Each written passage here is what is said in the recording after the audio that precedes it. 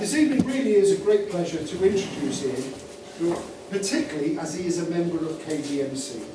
Ian certainly knows, most of you all know Ian, and he has been an integral part of motorsport and motoring in the Northwest, not least with his ongoing support with the Ian Harwood quiz, which is known, I think, throughout the land, not just the Northwest.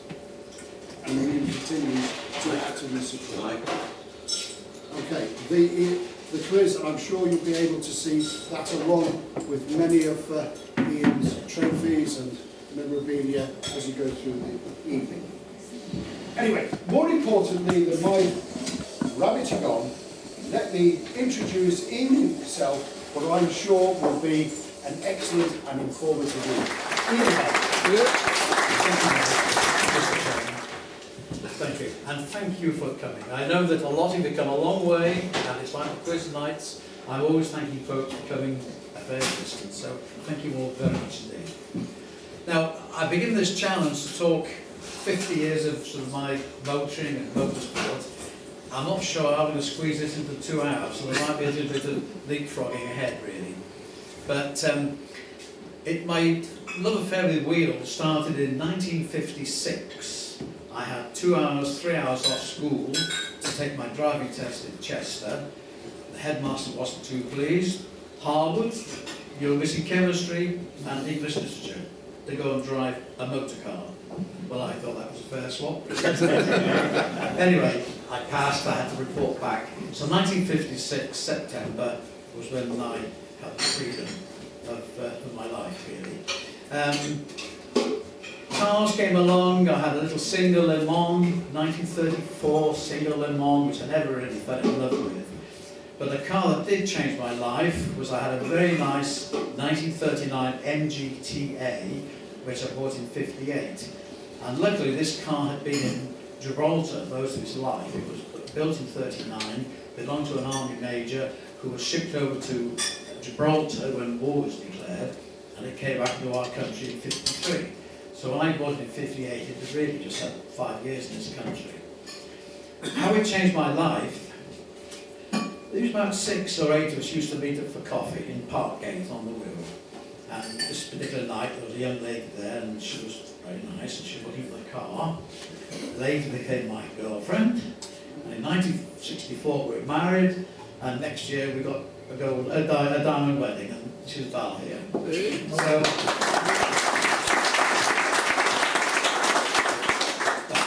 So the MG did the pulling.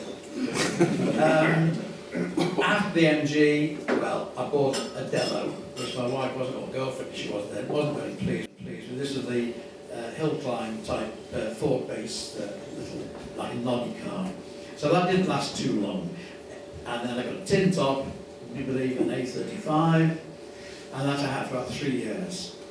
1961, first of my little meetings with folks, Ford were dishing out invitations, and I happened to get 2 of these. And this was for the announcement of a Ford family saloon in Brands Hatch. So we had to get down to Brands Hatch in the A35. That was fine. So, pal of mine, we're going down the M1, we're passing all these lorries slugging along at 40 miles an hour, and we're zooming past at 50 miles an hour. Not much happening on the motorway. I'm just going to have a little drink of something. Just excuse me a second. What does that? Drying up all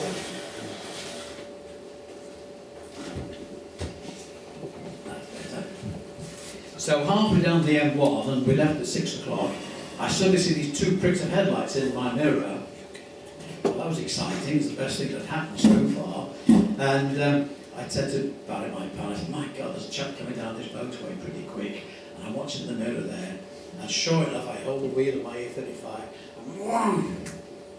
E-Type Jaguar. Been announced 2 months before. And more intriguing for me was the registration number, BUY 1. Now I knew that was a Jaguar number. I'd seen it on various car shows and motor shows and so on. So that got the conversation going. Anyway, we arrived down at Brands Hatch for 12 o'clock, I think it was. And we were being introduced to various drivers who were going to take us round Brands Hatch in this new saloon car, that was brand spanking new, and we guided into this room where there's half a dozen chaps, and the driver chatting there, and he sees us. Oh, hello chaps, how are you? Have you come far? Right, I come from Chester. Oh, he said, down the M1. Yes, I said, I came down the M1 this morning, and I looked at him, you see, and looked at the Jag there. It was Graham Hill. Chap that I always admired, of course, always admired him. So we were chatting for a few minutes about this Jag. He said, this Jaguar, you know, when I picked it up last night, the Jaguar guys were saying, this car will do 150 miles an hour. He said, it did. And I said, yes, I gathered that as you passed mine at A35. I was doing a dance for the next 20 yards or whatever. So the unveiling goes on outside, and this car's being talked about. So they bring the sheets off this new saloon car, and I thought it was a bit of an ugly duckling, really. It was the new Ford Classic. Most people expect me to say Cortina. It was a new Ford Classic, and this chairman of Ford was saying it's got twin headlamps, it's got disc brakes on the front, it's got synchromesh on first gear, it's got a powerful 1340 engine. Mind you, after the A35, it did seem pretty powerful. And what impressed me really was going around Brands Hatch, because they brought out about a dozen of these classics and gave them to various drivers. Graham Hill got his, and he beckoned to us to go over. So it's just the two of us in the car, my pal and myself. And he sort of sat in the corner of the car, against the door, against the seat, and he drove these 2 laps, the tyres were squealing, and single-handed. So I guess he had an advantage knowing the circuit, really. So that was 61, just a quick of a highlight there. 62, I bought a Riley 1.5, which is really where I started my dabbling in motorsport, really. And the very end photograph on there is my little Riley there. I'm doing some driving tests. And that's where my competition life started, really, doing club rallies, of course. And 63, because it was there, and I had about 4 or 5 friends contemplating doing it, I took this so-called advanced driving test, which is supposed to have done it, and there will be plenty of it here. It's not that advanced, really. But I got 10% off my insurance, which was a good thing.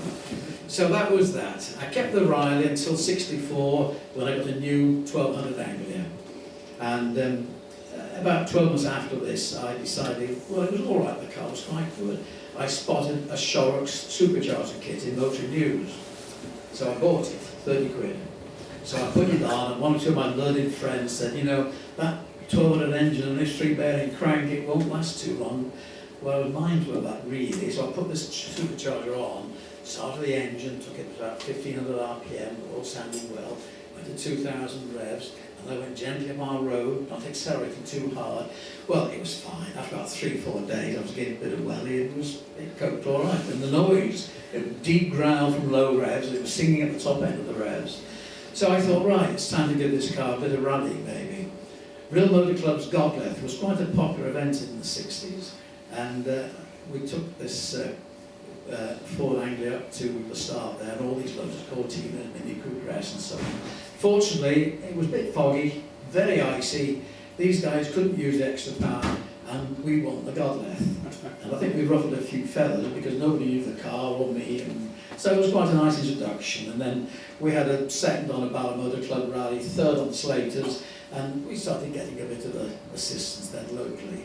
So the next year, 66, I'm sorry, I'm going to 66 now, after they got in 65. Local garage, who were a little bit sporty-minded, they'd just been given a Triumph car dealership arrangement with James Edwards, who were the main dealers. And one of the partners in the business came to me and said, look, we're going to do some advertising shortly, and we need to get something happening. Do you fancy doing the Tulip Rally? Well, do I fancy doing the Tulip Rally? So, this is in Holland, of course, so I said, well, that would be wonderful.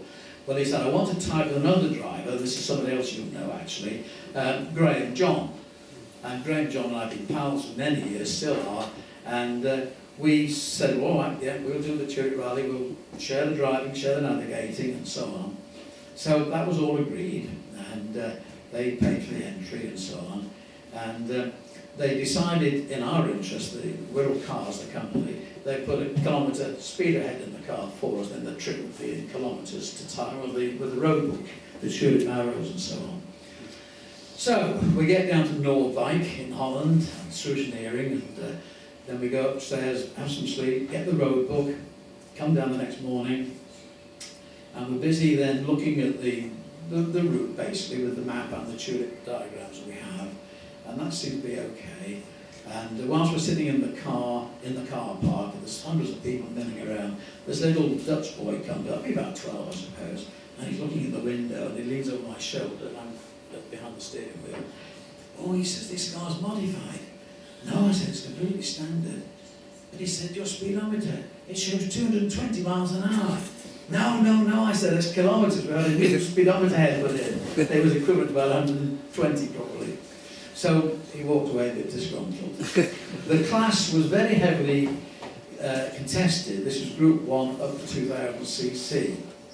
Now what we're aware of, there are about 15 of these new BMW 1800 Ti's.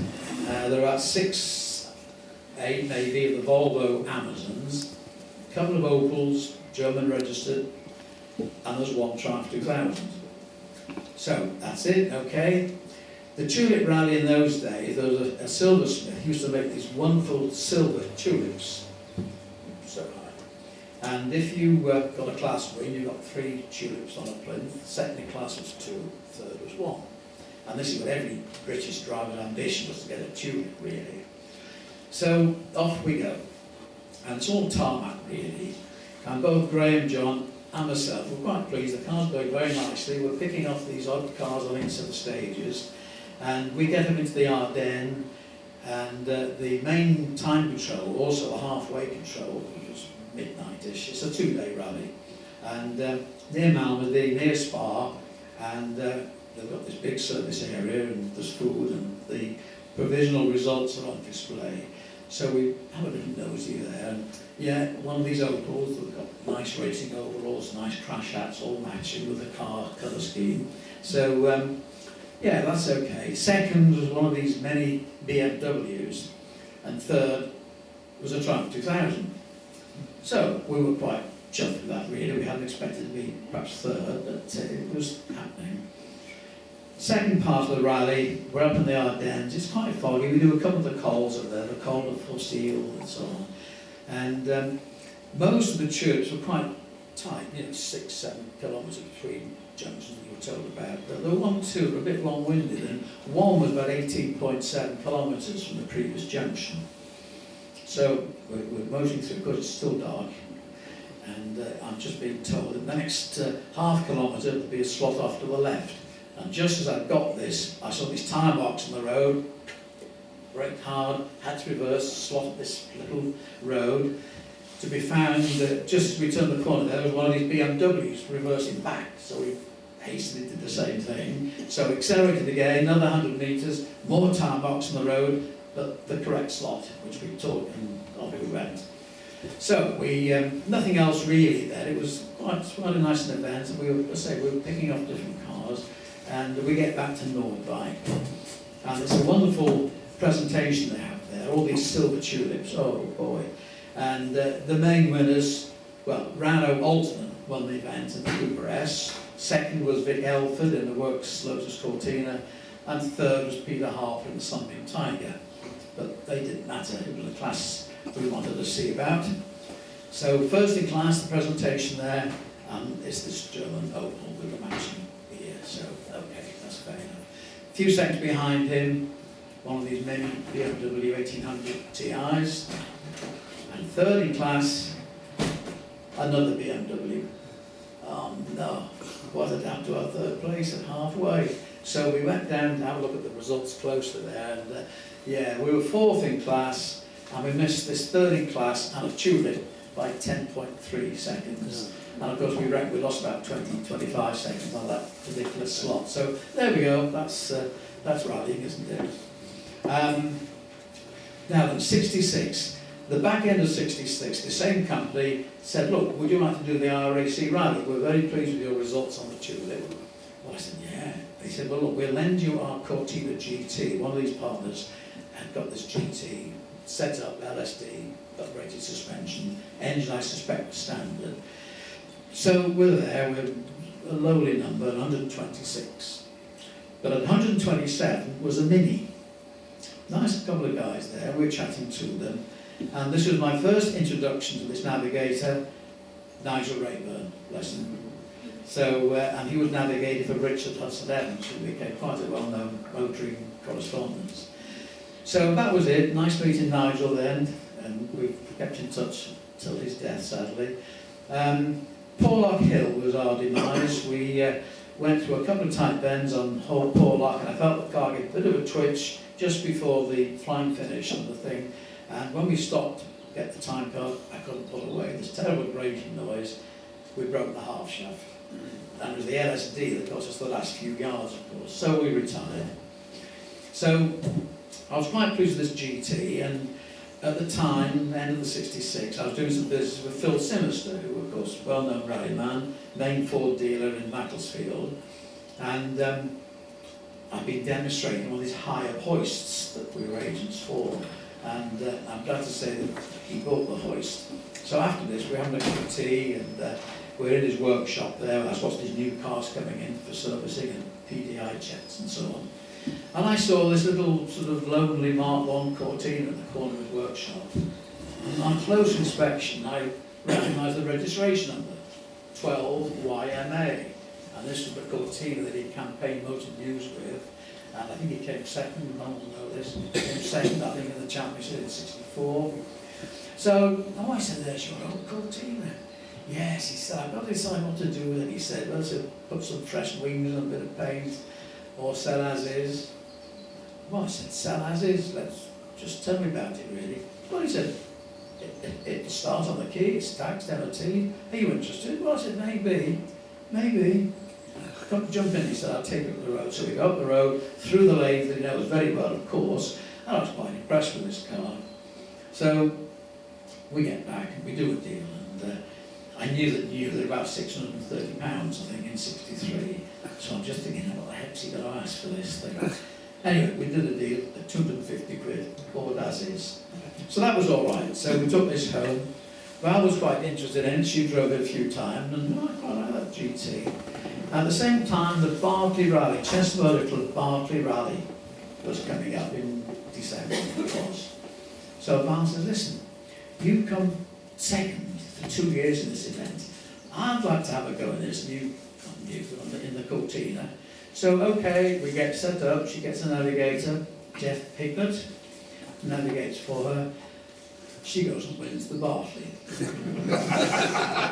So, after that, of course, we realised that Val was actually 2 months pregnant, which we hadn't realised. We were so lucky.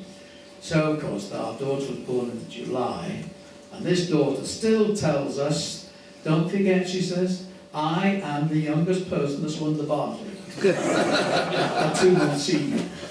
So that was it, 66. So Val's pregnant, so okay, we'll cut back on the rallying. And I do autocrossing and driving tests for the next couple of years, really.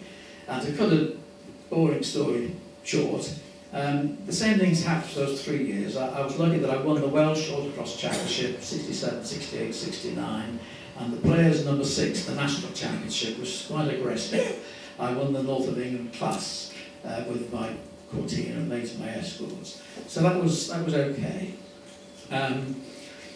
Right, let me just think. I've got notes here in case I start getting off the chosen route. 67, right, okay, we've got Val doing the right, okay, 68, okay. So this is the second year that I'm doing these same championships, and I keep winning these things off. But also, I've been doing driving tests, 67, 68, 69, and I just kept popping first and seconds in the class. And Jack Romaine, who really ran motorclubs in North Wales with a rod of iron, I just won the class at one of the meetings in North Wales. He came over to me and said, look, he said, we've got these television driving tests. These are the Ken Wharton driving tests that you perhaps remember. And Raymond Baxter did the commentary. And he said, I'd like you to be the saloon car man for Wales. Well, I said, that's fine. I said, I'm not Welsh, of course. No, I said, but you know, you're nearly Welsh. You work for a Welsh company and you're a Welsh Motorclub and you live 2 miles over the border, so okay, I get voted on as the saloon car man. These Ken Wharton driving tests, named after Ken Wharton with his twin rear wheel DRA and so on. It was the home countries really, England, Scotland, Wales, Northern Ireland, and I feel there's another country involved, maybe an Era, I don't know. And each country had 3 cars. There was a front-wheel drive car, which was generally the Cooper S, sports cars, which were the Austin Healey, Sprites and so on, and saloon cars, which really were a handful of Lotus Cortinas, Cortina GT, and so on. So I have to say that Wales never won the championship when I was in the team. But it was nice beating Baxter, Roman Baxter. And of course the second year I went back and we went into this caravan to have a chat. Oh no, he said, we're here, Baxter. Yeah. So 68, Graham John, my pal of course Graham, we both recently had young additions to our family. I mean our second daughter was 3 months old I think.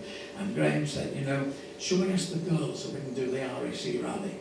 He had just bought a Mark II Lotus Cortina, which was about 10 months old. Set up nicely with limited slip diff, suspension and so on. Yeah, okay, both wives agreed, we were very lucky. So Graham's intention really, he was an ex-club racer in the late 50s and 60s. He was a club racer, he had a Malak U2, and he knew every circuit of course. And his ambition really was to forget the stages, I'll do those. He wants to do all these circuits again that he remembered doing. So that was the deal. He would do the racing circuits, and I perhaps did, I don't know, sort of 75% of the stages which suited me. I preferred gravel. So off we go, and starting in London, across the West Country, up through Wales, all the wonderful forests, up to the lakes and so on. Racing circuits as and when we met them. Up to Edinburgh, that was the only night's halt, 4-day event, and Edinburgh was the night halt. So the arrangement was that the provisional results would be shown in the house the next morning. So we had a good night's sleep, so we come down, it's like a scrum going on where all these results are, and it's cars from 1st to 30th on this left-hand board, 30th, 60th here, 60th, and so we went on. So I work my way across, and I'm thinking, well, we won't start 1st to 30, we'll look on the 30 to 60s, I'm going down this list, see, oh, I know him, know him. There's no Harwood, Graham John in the damn list. So we go to the next list, 60th to 90th positions, and somebody tapped me on the shoulder and said, listen, he said, you two, you're doing very well, you know. Well, I said, I'm not so sure, really. No, he said, you're on this first sheet.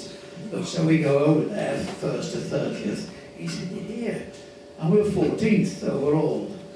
So we had a driver's meeting, didn't we? Very quickly arranged a driver's meeting, and we thought, well, the car's okay, we had no incidents, no offs, nothing had gone wrong, shouldn't really say these too quickly.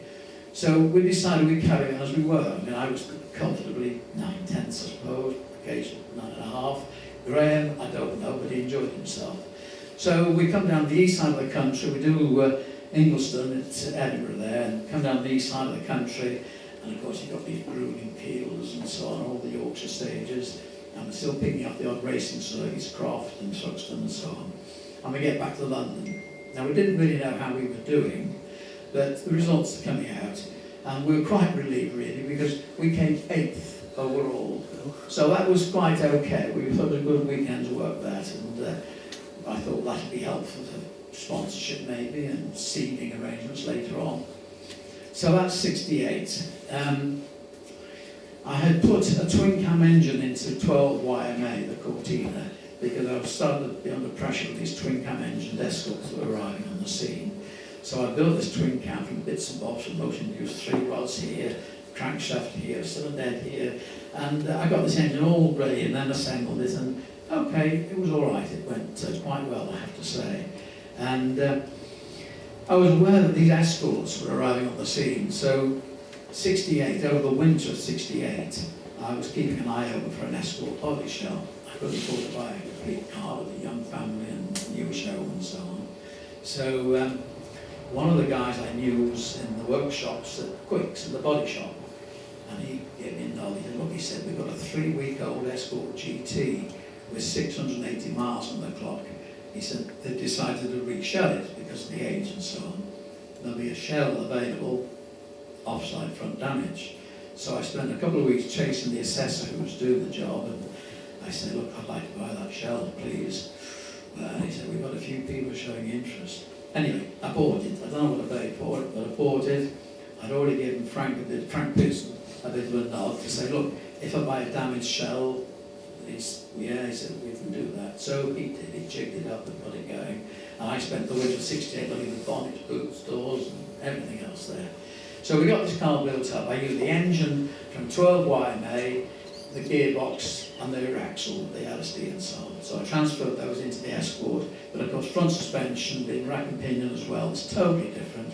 And I had an awful job getting these things, so these cars are really only 12 months old, and the rally dealers hadn't really got these things in stock, really. Anyway, we got this all sorted out. I decided I'd enter the Welsh. That was in May. So about the end of April, I'm ready to get this car visited by Cheshire Police. They have a traffic sergeant who used to tick these repairs off or any write-offs and things. So they said, well, look, he's on nights this week. I said, it doesn't matter. I said, there'll be a cup of coffee for him, whatever time. So I think it's the Monday or the Tuesday. The Welsh starts on the Friday. He arrives 11:30 at night, and I'm greeting him there, and he looks around the car. Well, he said, it looks fine. He said, I won't start it. He said, you've got neighbours and so on. So we discussed chassis numbers. He said initials and date of birth is the normal way to go. So we sorted that out. So I'm in Nuns Road in Chester, where the local light vehicle licence office is. This is on Wednesday. Okay, well, we need 24 hours to sort this out and print off your documents. A bit tight, that. And I'm saying, well, I definitely want this really for Thursday the latest. I haven't driven the car still. Of course, I have to be on the road, no number plates. So this all transpired Thursday. The Welsh started Friday evening. So I'm up and down our road, and yes, I'm pleased with the car's performance. It goes well, and it's a bit high on the suspension, I think, but we'll sort it out maybe. So Cliff Edwards from Bretton Motorclub, he's my regular navigator in those days. We set off, go down to Cardiff, Friday night scrutineering, Friday night start, and the first 4 stages are Eppant, which I'd never done Eppant, but I'd read a lot about it, and I know if he went off, it could be 3 days before they find him. But it was a bit scary, because I said the car was new, and I was just a little bit aware that it was twitchy, it was wet, SP44s, not a good combination. So we line up there. Graham is 14, number 14, I'm number 15, so it's like red rag to a bull, isn't it, really? So he was in the Cortina that we had for the RSC rally. So we watched 2 or 3 cars ahead of us going off in the distance. There's a couple of dabs of brake lights and so on. And then Graham goes off, so I'm watching like a hawk as far as I can. And then we off, 3, 2, 1, off you go.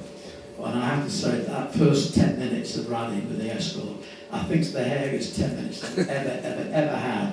And the beauty was that I caught Graham John about 200 yards from the end of the first stage. I mean, I was hoping I'd catch him because the car was quick. It wasn't me driving any different, which is I had a quicker car. So we pulled into the time control at the same time. And the following week, of course, Motor News comes out, and you always post look at the stage times. And I was quite pleased, really, that the first stage, I was 4th fastest behind Colin Malkin. And I put this down to autocrossing, really, because if you missed the blink on the traffic lights going from red to green, you didn't make the first corner first, which was important. So I always think I could switch on perhaps quicker because of this autocross work I was doing. So that was fine. We got to 7th and 8th up in Highland, I think, and then I had oil problems. And this is Ford's first problem with the Escort. I thought we were using oil, but the end was on song. And when I was putting the oil in there, of course I had to look down the sump guard, and it was full of oil. And of course what was happening, crossbend was opening up, and as you all know, really, these Escorts, the sump and the rack were chafing, and the oil was just coming right through.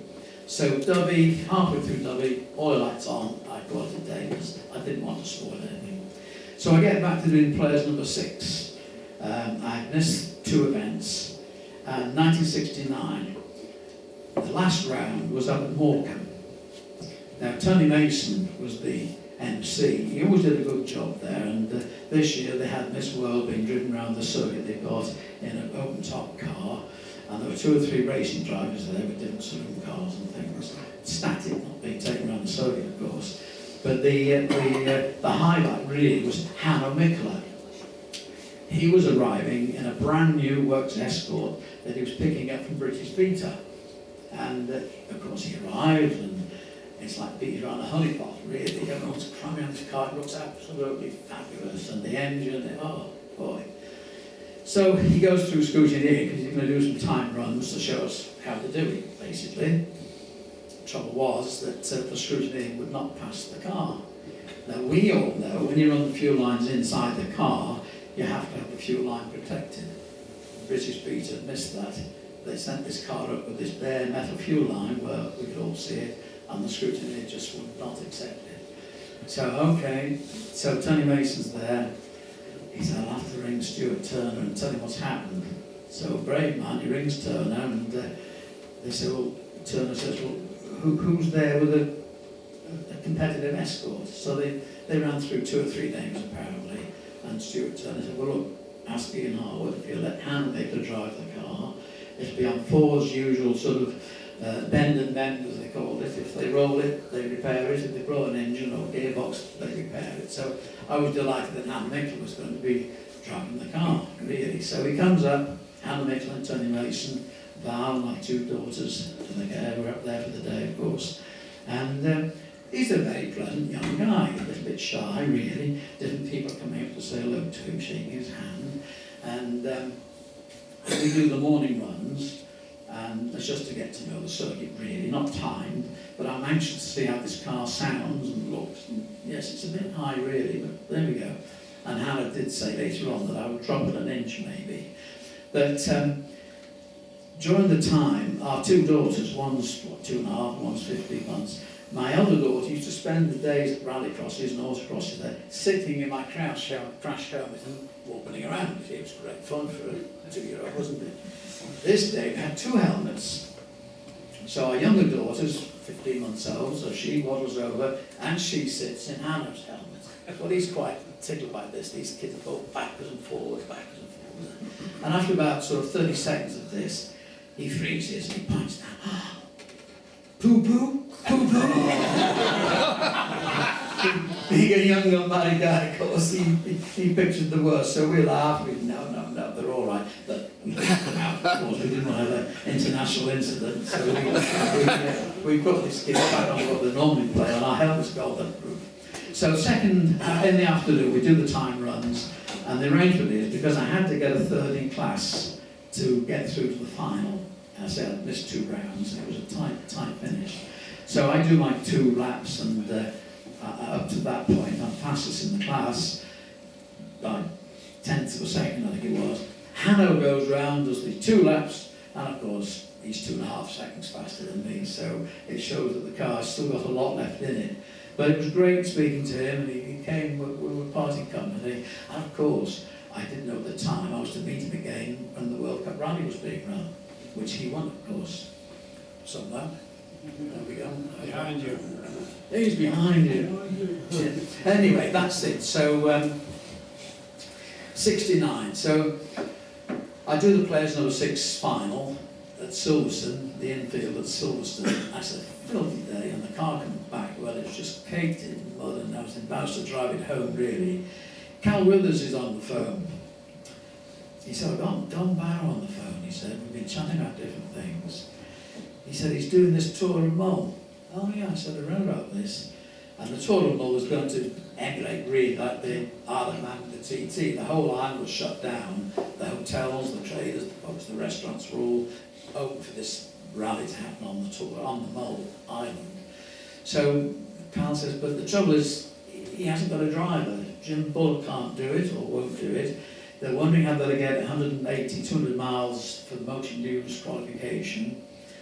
So the rumours going around, there's a lot of grass tracks and things being used. So Cal very kindly says, well look, in that case, he said, you want Ian Harwood, he's just won the Welsh Championship and blah, blah, blah. So this is what we do. So Don and I I had to be at a meeting on the Monday morning, a sales meeting, sadly. So we go in separate cars, we book in at a B&B in Oban, we go over to Mull the next morning.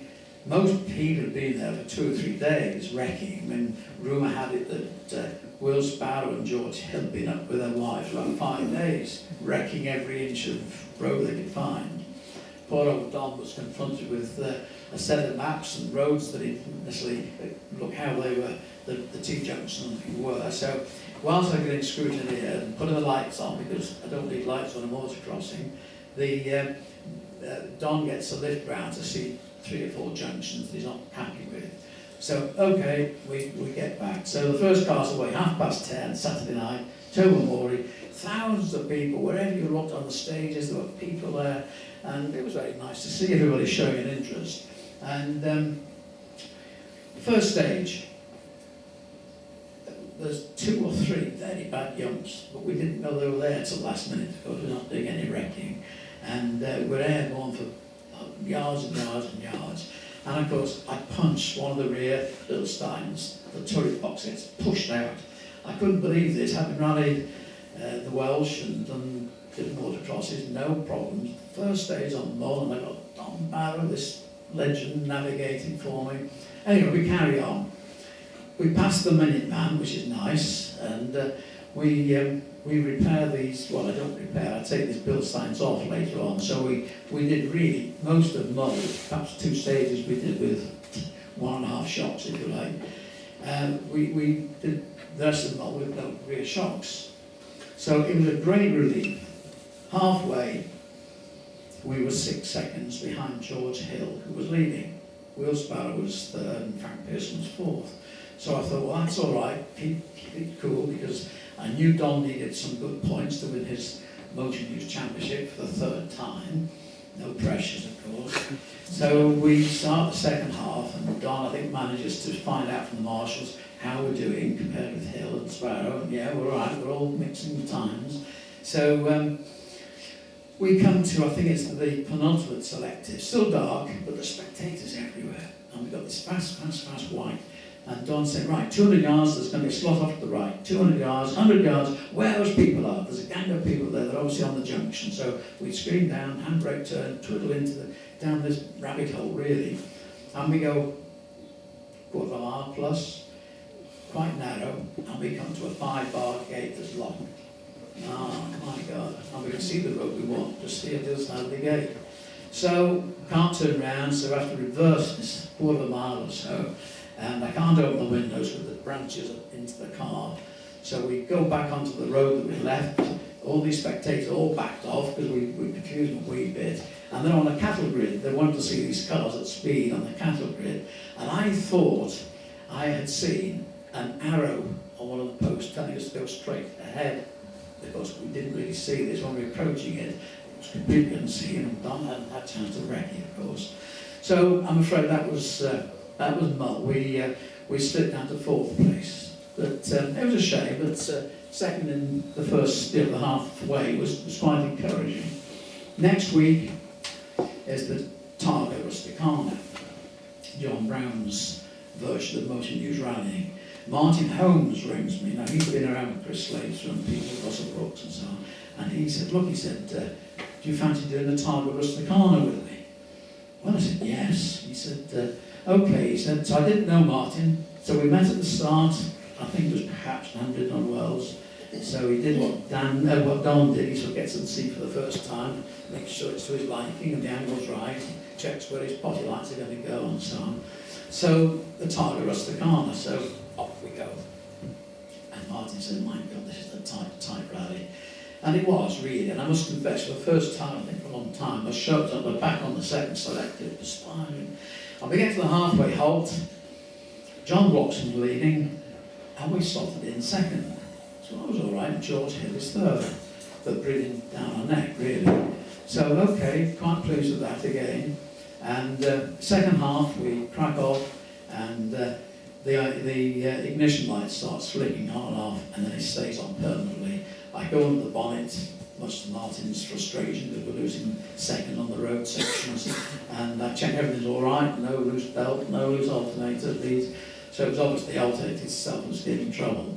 And I'm afraid within 30 miles of the finish, Martin said, he was reading the map very accurately, as these guys living down, of course, do.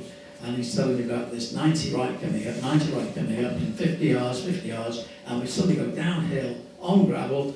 90 right comes up on dipped headlights, of course, with the fading battery.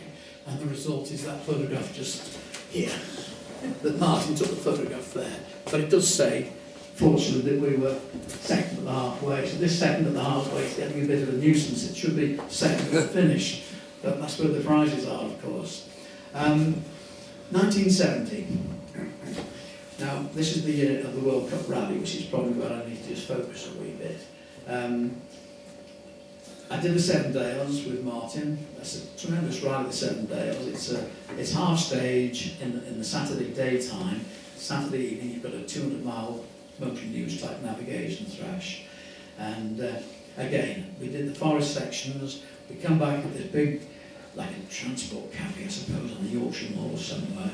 And we go in there 8 o'clock at night, probably, because the night sections start about 10 o'clock.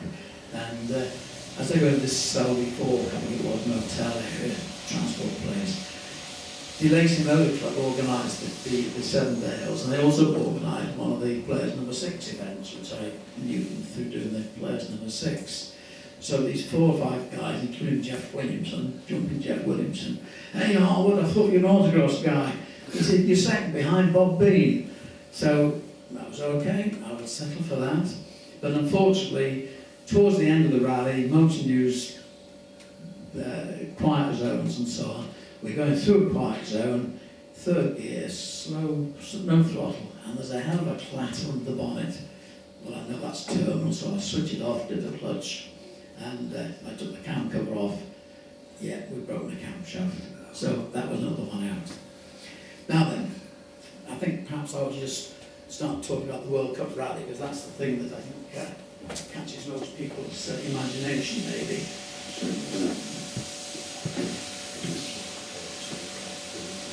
Ian? Yes. Do you want to have a little break before you go on to the next bit of Whatever you feel. It's up to I've you. lost track of time. It's up to you.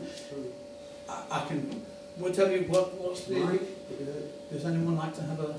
Yeah, so we have a sort of 5-minute comfort break and... Yeah, that's fine. Yeah. Once I get rolling on this World Cup thing. That's fine. 9 o'clock. Yes, what time is it now? 10 to 9 o'clock. Yes, that's fine. Okay, so we were getting up to 1970, so 69. About September 69. Cal Withers was sponsoring a fair bit there. And he came over me one day, I was there. He said, "What do you know about this London to Mexico rally?" And I said, "It sounds tremendous, doesn't it? It's 16,000 miles. I was reading all about it in Motor News and Motorsport and so on." And he said, "Yeah," he said, "Would you like to do it?"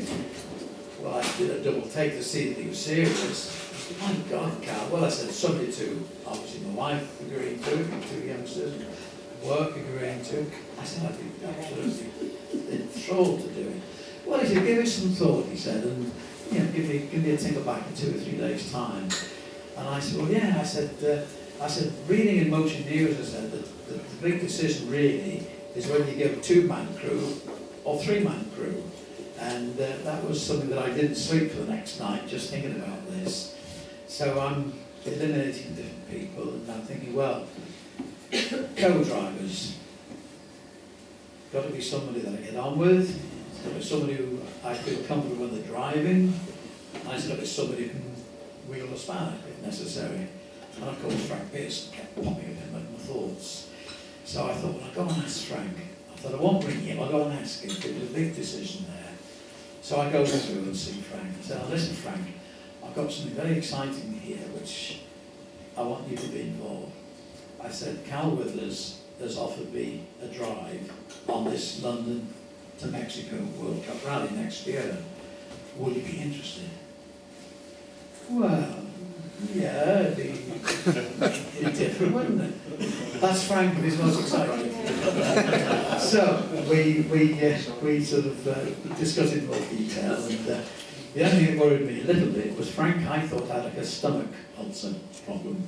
And I mentioned, I said, now what about your stomach, would you be okay? Oh, he said, I've got this medicine, he said, I can take it. He said, knocks me out for a few hours, but that'll be all right. So, okay, right. So I go back to Cal Withers a couple of days later. I said, right, Cal, I said, I've had a word with Frank Pearson. I said, I'd like Frank to be co-driver. I said, you were going to have a word with Don Barrow, which he did do. So we get the crew together. Car, right, well, the car, I said, it's got to be Ford, obviously. I said, 3-man crew, which is better, I think, 2-man crew. If it's Frank and I, well, we're neither of us up in the navigator's class. So Don is brought into the camp, of course. And Cal, I said the Cortina, I thought the Cortina would be good, Mark II Cortina, because the London to Sydney the year before, Ford had built half a dozen Mark II Lotus Cortinas for the London Sydney. They didn't do too well because the engines weren't really robust enough. So this gets in Motor News. Of course, Cal's always after publicity, naturally, and it's got he's bought the ex-Rosemary Smith London to Sydney Cortina. So let's just come back to the UK, and it's for sale, less engine and box. Well, that was okay because we didn't want the twin cam engine anyway. So Stuart Turner rings Carl and he's he said, I'm looking at Motor News here. He said, you've got this team together. You bought Rosemary Smith's Cortina. You've got your 3-man crew. He said, I've been thinking that I want to run. We've got the 7 escorts competing, which are absolute priority. But he said, I want to have a 3-car team running under the Ford Sport banner. Ford Sport was a division of Ford competitions which looked after Motorclubs basically and gave them different ideas and ran different competitions and ran a newspaper and so on. So okay, it's agreed that yes, we would love to be involved. Right, says Turner, we don't want you to run a 1600 engine, we will supply you with a 2.6 V6, which is the one that's in the German Taunus, and I think also the 2.6 Capri, which was in Germany. So we will supply you with a 2.6 V6 engine and a ZF box similar to the ones in the Works Escorts. So, well, that's okay. So Cal's got a guy organised to do the build of this car. The shell and things were fine. It looked a bit ungainly when we first saw it. There was no engine box. It was up at the front and it had the wrong camber on the struts. And instead of being on mini lights, which we thought it was going to be, it was on old sort of 5-inch Ford rim with ball tyres. And so we were a bit shocked at that. Anyway, this guy that Cal's got lined up, we get the stuff delivered to him. And about 2 weeks later, Cal goes down to see how it's coming on, and to his horror, not a thing had been done. The engine and the gearbox are exactly where they dropped off, alongside the shell, in his garage. So there's a big problem now, okay. The trouble was, this guy was a well-known budgie breeder, and he won awards all over the country, and he sold his budgies on at big money, and his prize budgie had died. And he was in deep mourning. The rally car just didn't feature in his plans at all. So Cal realised that there was going to be a problem there. So, right, who can take over the building of this car? Well, Frank was greatly excited at doing the World Cup rally. So Cal approaches Frank that he'd like to take on this project. Yes, he does. Time limit here. Because the rally started in mid-April. And what are we talking? Where's Ray? What were we talking, Ray, when the car was delivered to? 2 weeks before the event. 2 weeks, right, 2 weeks before the event. Okay, I had a feeling it was around about that. So there's one heck of a project really to get this car up and running. And it's with the likes of Ray Evans, who put a lot of time in, and several other key members there. And it was night-time working, and this car was getting on okay. 2 problems we seem to have really. One was the exhaust, because I remember going one night, I was really sadly, I was away with my work 2 or 3 nights a week, 4 nights a week sometimes, and I was only thinking on the way home, and I could see this exhaust was a bit of a headache, and I think I was joked when I said to Frank one night, how about the exhaust going on the roof? Well, I got a funny look, I must admit, but when I went back about 3 days later, there was an exhaust pipe on the roof with the starter stuffed on the end, and somebody had been refabricating exhaust manifolds to go up rather than going down, and that's what we ended up using, as you can see from from photographs. Well, there we are, behind me here, of course. So there's the exhaust, manifold exhaust. And I thought then, if we have a problem with exhaust, we're in big trouble anyway. So that's what we had. And then the other problem was, and this was just days before the start of the rally, the prop shaft arrived. BRD were building the prop shaft for Fords and for us as well. And it was being delayed, and eventually this brand new prop shaft arrives at Frank's there. So great excitement. They get the prop shaft, offer it up to the gearbox. It's too long. So there's a phone call to BRD. This prop shaft, you've sent the wrong one. No. Well, they say, I'm not sure it's Frank or Cal Withers that's actually speaking to BRD. Well, we've ordered this prop shaft 48 inches long. Ah, well, my paperwork says 4 foot 8 inches long. So, 8 inches. So, Frank has a problem here, of course. He has a local engineer in place that can probably just shorten this prop shaft, but as he says, the balancing is the problem. So they do this shortening and weld it up, and Frank and boys fit this on perfect, so that's great. So this is like 2 days before the rally, it's not even been on the road yet. So Frank goes up the road and he comes back, oh God, he said the vibration's terrible. So we don't have any time to do anything, it's too late to get another prop shaft, and so the car's taken down to Wembley with this vibration, which is terrible really, and the start is Wembley. Now, Sir Alf Ramsey does the start for us. It's photographed here. There's Sir Alf Ramsey, the England football manager, starting us off there. Just very briefly, the route. The rally was split into 2 sections. We had a European section, which was 5,000 miles in 5 days. And they explained that they didn't want it to be a gin and tonic rally, as the organisers said. They had us on a tight schedule, and only the top 45 positions would actually go through to Rio. So we knew there was a tight schedule from day one. But of course we had a lot of problems, and we relied heavily on service crews, Watson, Ray Evans and other people there to see us through. This bell housing problem we had, when we were approaching the Yugoslavian, as it was then, the Yugoslavian stages, I realised the clutch was a bit not quite right. So I said to Frank, we might need to bleed the clutch. I think it's not operating fully. So I'm pumping the clutch pedal. Frank's on the bike. No, he said, it's okay. Oh my God, do it again. So I'm pressing. Oh, he says, a crack on the bell housing. And what's happening when you're pressing the clutch pedal, the bell housing crack is opening up.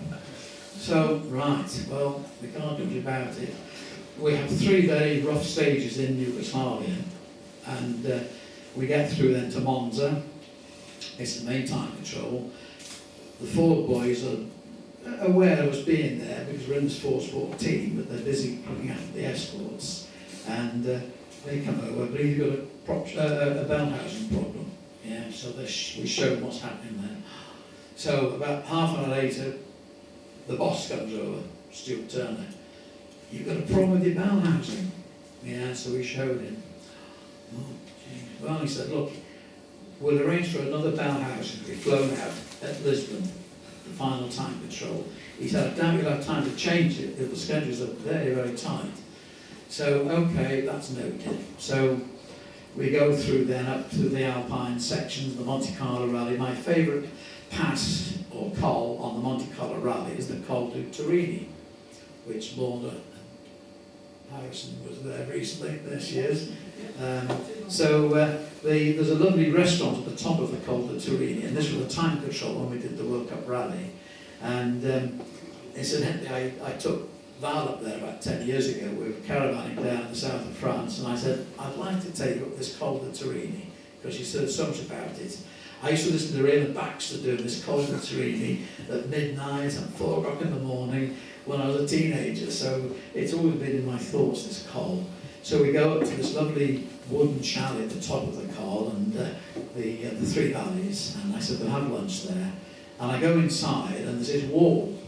I don't know if you saw this wall. There's this wall inside, which has got all the signatures of drivers who've done the Monte Carlo rally since the pre-war probably. The ones I remember were Sterling Moss, actually, in the 50s. So we have a meal, but I'm afraid the main meal seemed to be at evening time because we handed up something like a toasted sandwich. Bit of a backfire, but that was the cold that we're eating. So we push along, we're going along over the Pyrenees into Spain, different stages all the way along there, or premes, as they call them, into Lisbon. Now, we know that we've got to sort of push all the time because it's only the top 45 that get through to the ferry, and this is the photograph of, oh here, that's right, this is our car here being loaded onto the boat. We were 26th at the halfway halt, and we felt quite fortunate to be there because we had a lot of problems getting this car basically set up there. Don, being a wild old man there, he realised when this car was not being prepared properly, he could see it's not being ready to start, so he requested if he could back out on this, and I think he arranged for Barry Hughes to step in. Barry, well known of course, he'd done the Sofia Liège, Sofia with Rover and Bill Bangery, and he navigated lots of top guys. So he'd done the London to Sydney the previous 18 months. So Barry stepped in last minute, and lots of paperwork and passport visas being stamped at the different South American embassies. So we get through to Lisbon, and it's part firme. The cars are then lifted on the boat, old-fashioned style there. The crew, well, we part company really. It was very offhanded the way it was. Suddenly we were diverted this way. The Ford crew and ourselves, being Ford Sport, we were included in the hotel arrangements. And one of my personal highlights of this, we were going down to the restaurant. We stayed in, we'd had shower, got changed. We were going down to the restaurant, and on the way we were going past the bar, and there were several drivers, Welsh drivers, and so on, chatting away to each other. And I'm walking down, and Timo Mackin at the end here, and we've been meeting these drivers, with the rally. So he sort of turned around and he looked again. Ah, Ian, come and have a whiskey with me. Well, I'm thinking, my God, how lucky am I, really, just me, and this is Timo Mackin, and invited me to have a whiskey with him, which I did. I thought, I can't talk rally cars, can I? Because he won't want people to start looking rally cars. So I knew that the previous year he had won the offshore Great Britain powerboat race with Ford. So I said, now what are your plans for the powerboat race? Ah, and his eyes lit up there. Well, he said, I've told Ford we need more power. We need a third engine, because they've got these two big Ford diesel engines there. We need a third engine. He said, we're not planing quick enough. And as he says all this, the dinner bell goes, and gentlemen have to come through for lunch, for dinner. So he said, I'll tell you. But anyway, we parted company, shook hands, good luck, off he goes. Pam and Noel, while I think about this, were very much in evidence. And at Lisbon, the main time control, Pam, with a primer stove and a frying pan, is making some bacon butties. And very nice too. And when she's just about sort of tidy up, this voice comes along, excuse me, could I possibly have a bacon sandwich? So Pam thinks, well, that's not one of our gang. She looks around there, and it's Prince Michael of Kent. So she makes him a sandwich, he thanks them, walks off. Of course, with royals, they don't carry cash, do they? So that was Pam's. I said, you've almost got, you buy royal appointments over your kitchen. But that was a little thing that always amused me with Pam being there. So Friday, this is all happening. It was Saturday, Ford decided they'd charter a flight from Lisbon to Heathrow because we had a week now where the cars were being ferried over to Rio, and most crews wanted to get back to the UK, wanted to get back for family reasons, and of course I could put a week's work in as well. So that's it. We fly through, we get into Heathrow Airport, and there's a lot of Ford drivers there, and straight ahead was is Roger Clark. So he looked behind me. Oh, he said, hi. He said, how are you getting up to Cheshire? Well, I said, we're going into Euston now. I'm getting a train. Oh, he said, how are you going into Euston? Well, I said, I don't know. Is it a taxi or maybe a shuttle bus? This is 1970. I don't know if they had shuttle buses. Oh, he said, look, he said, I'm going to hire a car from Perth in a minute. I'll ring you with Frank in. Really? Yes. So he does, bless him, Roger Clark. So we meet up with him after the control, the passport control, and he wanders over to the Hertz counter. All these young pretty ladies there. Out come the photographs from his briefcase, and they're all there cooling around in there. So he's there 5 minutes or so, got these keys, thanks these keys, so we go out. He said, we've got a brand new 1600E Cortina, he said, just been delivered this morning. Okay, we go outside, pouring the rain, we find this brand new Cortina 1600E, which I thought was a very nice car, and off we go to Euston. First roundabout, sidewards. Oh, it's quite greasy, isn't it? He said with a big grin on his ear there. Second roundabout, same thing again. Again out there. And we go into Euston. I think we must have about a dozen roundabouts that we were very much on opposite lock.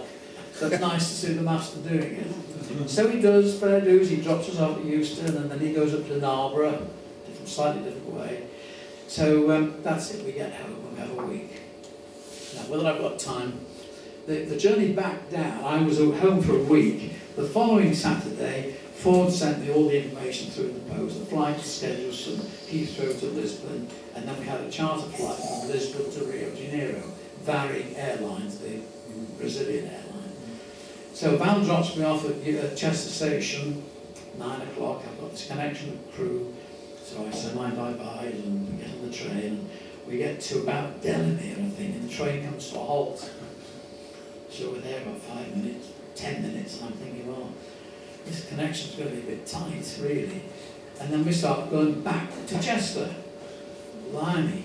So we get back to the Chester station probably 20 minutes or so after we'd left, and I see one of the chaps on the platform with a collar and tie, so I knew it was important.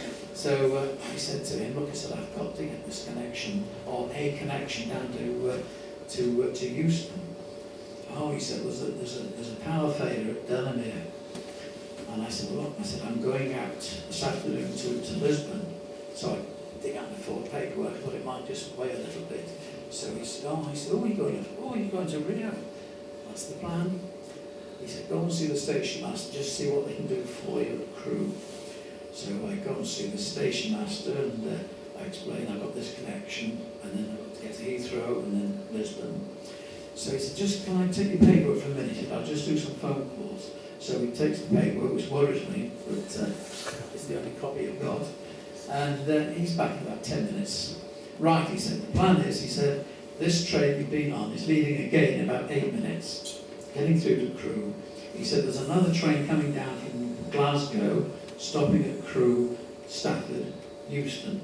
He said, what we're going to do is we're going to have this train stop at Watford Station, just for you. He said, we're going to get the paperwork printed off to give to the driver, card and so on. Well, I said, that sounds wonderful. And he said there'll be a taxi at Watford Station to take you straight to Heathrow. Well, I'm thinking that's excellent, but is it just talk? Anyway, I get off on the train, get to Crewe, I'm told to hop over from platform 5 to platform 9. I do this, I meet somebody on platform 9. Oh yes, he said, I've heard about this, okay. He said, the next train coming in will be for you. I've got paperwork here to give to the crew and the guard back. And don't forget, we're stopping at Watford. So I'm on 10 dogs, really. We stop at Stafford, we rattle on down, and I know we're sort of getting towards Watford from different, down the M1, of course. We're out dragging all the cars on the M1. And, we start slowing down, which I'm pleased about. And sure enough, they stop at Watford. I get out, the guard's there, he sort of gives me the thumbs up, basically, and I thank him, the driver, and I get through to the station, Watford. Oh yes, he said, okay, he said, your taxi's outside. It was at Mark II Cortina Estate.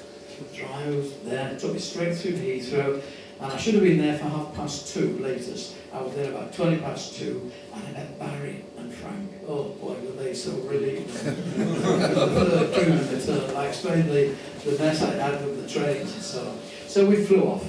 We got to Lisbon about 5:30. We're then screened for guys, and we're going through this weight process with luggage, because we all had spares. I had a toolbox and some extra bits and bobs there. I was taking his hand luggage. And Tony Ford came up. He said, I've been watching these scales. He said a lot of people are going through and they're paying a lot of excess baggage money. He said, I reckon you can put your foot under the scales, you know. You can see the, gauge from where you are. So 18 kilograms, I believe. So, okay, we go through, foot under the scale there. Yeah, okay, right, okay. So we all go through, we've got half shafts in hand, actually half shafts. So we get down, I've been watching these planes taking off for half an hour or so, and they were just about lifting as they went past the air control. So we get on this Barry 702 Boeing, and it was none of the wide-bodied stuff, of course. And we load it down there, and we take off, and Barry Hughes starts taking photographs of us taking off by the control tower. So we got past the control tower, we're still lumbering down the motor, down the runway. We go another 50 or so yards, we're still on the runway, and I can see grass growing up on the outside of the wing, you see, not under the wheels. And we go right past this, all this tall grass is this high, and eventually we get airborne, and the tall plane seems to be labouring. So about 4 hours, Roger Clark led the party to the 4-foot-long bar at the back of the plane.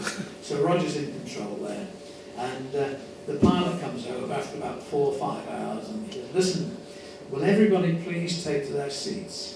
We've got too much weight in the plane, a lot of tail weight, and we're using fuel much more than we should be doing. We're going to have to perhaps pull in and do a top-up in Venezuela. Oh gosh, right, okay, so everybody goes back to sits down. And eventually going over the Amazon forest, I suppose, you can see little bits of white light and so on. And we do land in Rio. Fortunately, everything was all right. And we land about 10 o'clock at night their time, and we get off this plane, of course it's so hot, it's like a fan in your face. So we go down these stairs, and we're going past this lounge area, and there's a band strikes up as we walk past there. All these crowds are cheering at us and waving at us there. And we think, this is great, isn't it? What a reception.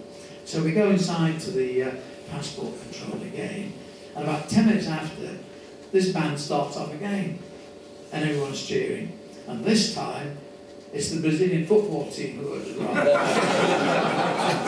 So I'm afraid we got some false claps and cheers there. And we just won some important match, which was qualifying for this World Cup, of course. So there we go, it was quite nice. Rio de Janeiro, we're there, we're having delivery at the hotel, we're staying at this Hotel Gloria, opposite almost the Copacabana beach, and we get this phone call, there's a parcel for you. So, oh, I didn't tell you, in Lisbon, this parcel arrives. Stuart Turner brings this bell housing over to us there. So Frank and I open this bell housing. It's the wrong bell housing. They've sent us the bell housing, but went from the ZF gearbox to the 4-cylinder engine that Fords were using in the S-Wings. We had the V6 engine. So we went back to Karen Stewart and said, look, Stuart, I'm awfully sorry. It's the wrong bell housing. We've got the V6. Of course you have. Okay. I'll sort out another bell housing. It'll go through to the hotel in Rio. So, okay.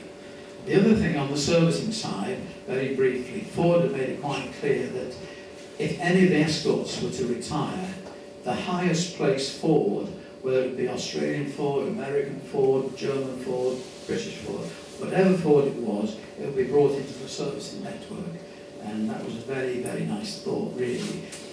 Colin Malkin went out in Yugoslavia, he hit a lorry. So the highest placed Ford was our teammate, Rod Cooper, the Motorsport team. So Rod was quite pleased about this. He was getting free servicing, free fuel, free tyres. So when we're in Rio, this bell housing arrived, but of course there's no way we can change it. So off we go. We've got to get cracking on this. So we go, and we're heading south, of course, all the time from Rio de Janeiro. San Paulo, I remember San Paulo. There's a time control just south of San Paulo. Going through the city there, there's thousands of people there, and they're pushing against the car, and all the cars are in a convoy. The police arranged to go in a convoy, so you have to ride pretty close to the car ahead of you, which I was a bit worried about because it's so hot, and I thought, this engine, I don't know how it's going to cope with this sort of crawling along at walking pace. There's a guy, a local guy I suppose, really, I can see him about 4 cars ahead of us. It's dark, it's like quite late at night there, and he's cartwheeling. And he cartwheels over the bonnets, over the roof, on the boot, and he comes to our car, hands on the bonnet, pulled himself up on the exhaust. The most blood-curdling cry I've ever heard. I didn't dare stop. And the whole 10 days afterwards, we had 4 fingers of thumb marks on this exhaust pipe, which was actually glowing red at the time. Now we didn't see it, but that was very unfortunate. Frank had actually had an incident like that at Wembley. He was cleaning the windscreen and he stumbled, put his hand on the exhaust, so we had a finger and a thumb exhaust from Frank at Wembley. So there we go. We push on south, we're doing these preams, they're all loose surface, quite fast, and we come into Chile, and we're coming up through Chile there, and there's a slight incident where there's a bad hairpin coming up, and fortunately, well, I'll be honest actually, Frank did a very brave manoeuvre here. We only had front brakes, and Frank had been out of the counter about 12 hours with his stomach and medicine and so on. And I was driving for about 15 hours or so, and I was seeing these blessed palm trees and elephants at the side of the road. And I thought, well, I know there might be palm trees, but there ain't elephants in South America. So I say to Barry, I said, look, we've got to try and race Frank if we can. So, yeah, we do. So I said, you all right, Frank? Yeah, be all right. So we change over, and I said, don't forget, only front brakes. We've got the back brake clamped off there, and it was vicious, really, vicious. So I climb in the back, and I go ahead, and I don't know how long I've been sleeping for, but I sense this rather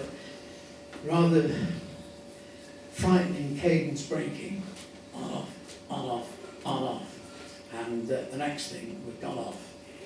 And the lights went off because we knocked the isolator switch off. We're in pitch black. Barry's crying about his leg. Oh, my legs! I've got blood everywhere. My legs are gone. So I find the torch in the back under the driver's seat. It shines on Barry's leg first of all. We check we're all okay. Yeah. And Barry's blood, which I'm not looking forward to seeing, he kicked the washer bottle with his foot.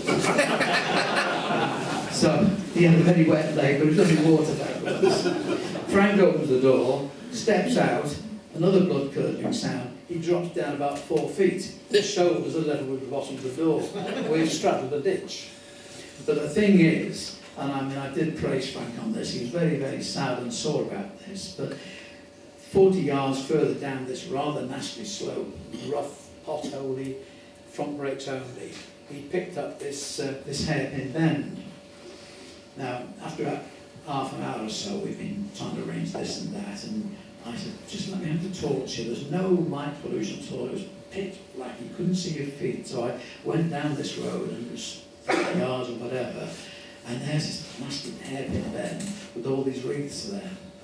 So I get a bit near the end, and I'm not very good at heights, and I'm looking over there. I can see right down below us there a couple of little lights twinkling from the village. Now I thought then, well, if we go over here, are the ledges just out of sight, or will we go straight down? So I don't know. And I told Frank, I said, look, Frank, you saved serious injuries. We may not survive that incident. You did the right thing, and you felt very sore about this for a long time. But eventually, after the year went by, I'd say to Frank, that was a good move you did. That was mature driving, because you've got to have an escape route in your mind all the time. So we're there about an hour, and we put a tow rope on the axle in case somebody else comes through. We can hear this diesel engine wagon up in the hills there, and we hope he's coming our way. And yes, we see this light, and then we hear this guy changing down the gears, and he comes down the road that we've gone off, and he's coming down very first gear, second gear, maybe 10 miles an hour maximum. Sees us, we just sort of acknowledge him. So he, okay, no language of course between us. So he backs up a wee bit.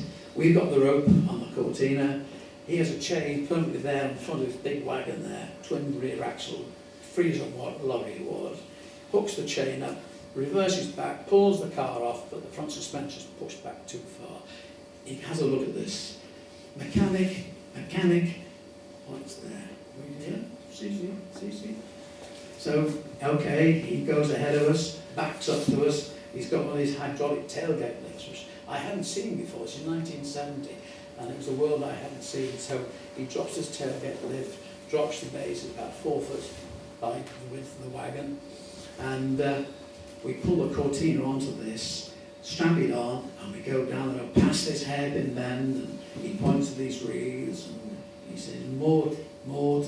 Now I don't know, in French that's death, but what it is in Spanish I don't know. So we go down, and we get into this little town, about an hour probably, and we pull up, and it's just getting, it's light, and the kids are on the way to school, and so on. And we pull up to this little garage, and the driver of the lorry pops into the garage, and out comes the boss man and has a look at this, and we explain we want it, Mexico. We saw the car. Okay, so we back it back, push it back, and carry it back, and we leave the car with him. And he points to a little restaurant, cafe, not restaurant, but cafe, across the road basically. So we go and have a cup of coffee and have something to eat. And when we come back after 10 minutes or so, there was about 15 little lads on the way to school, all touching this car. You think we're Martians almost, that were touching this car.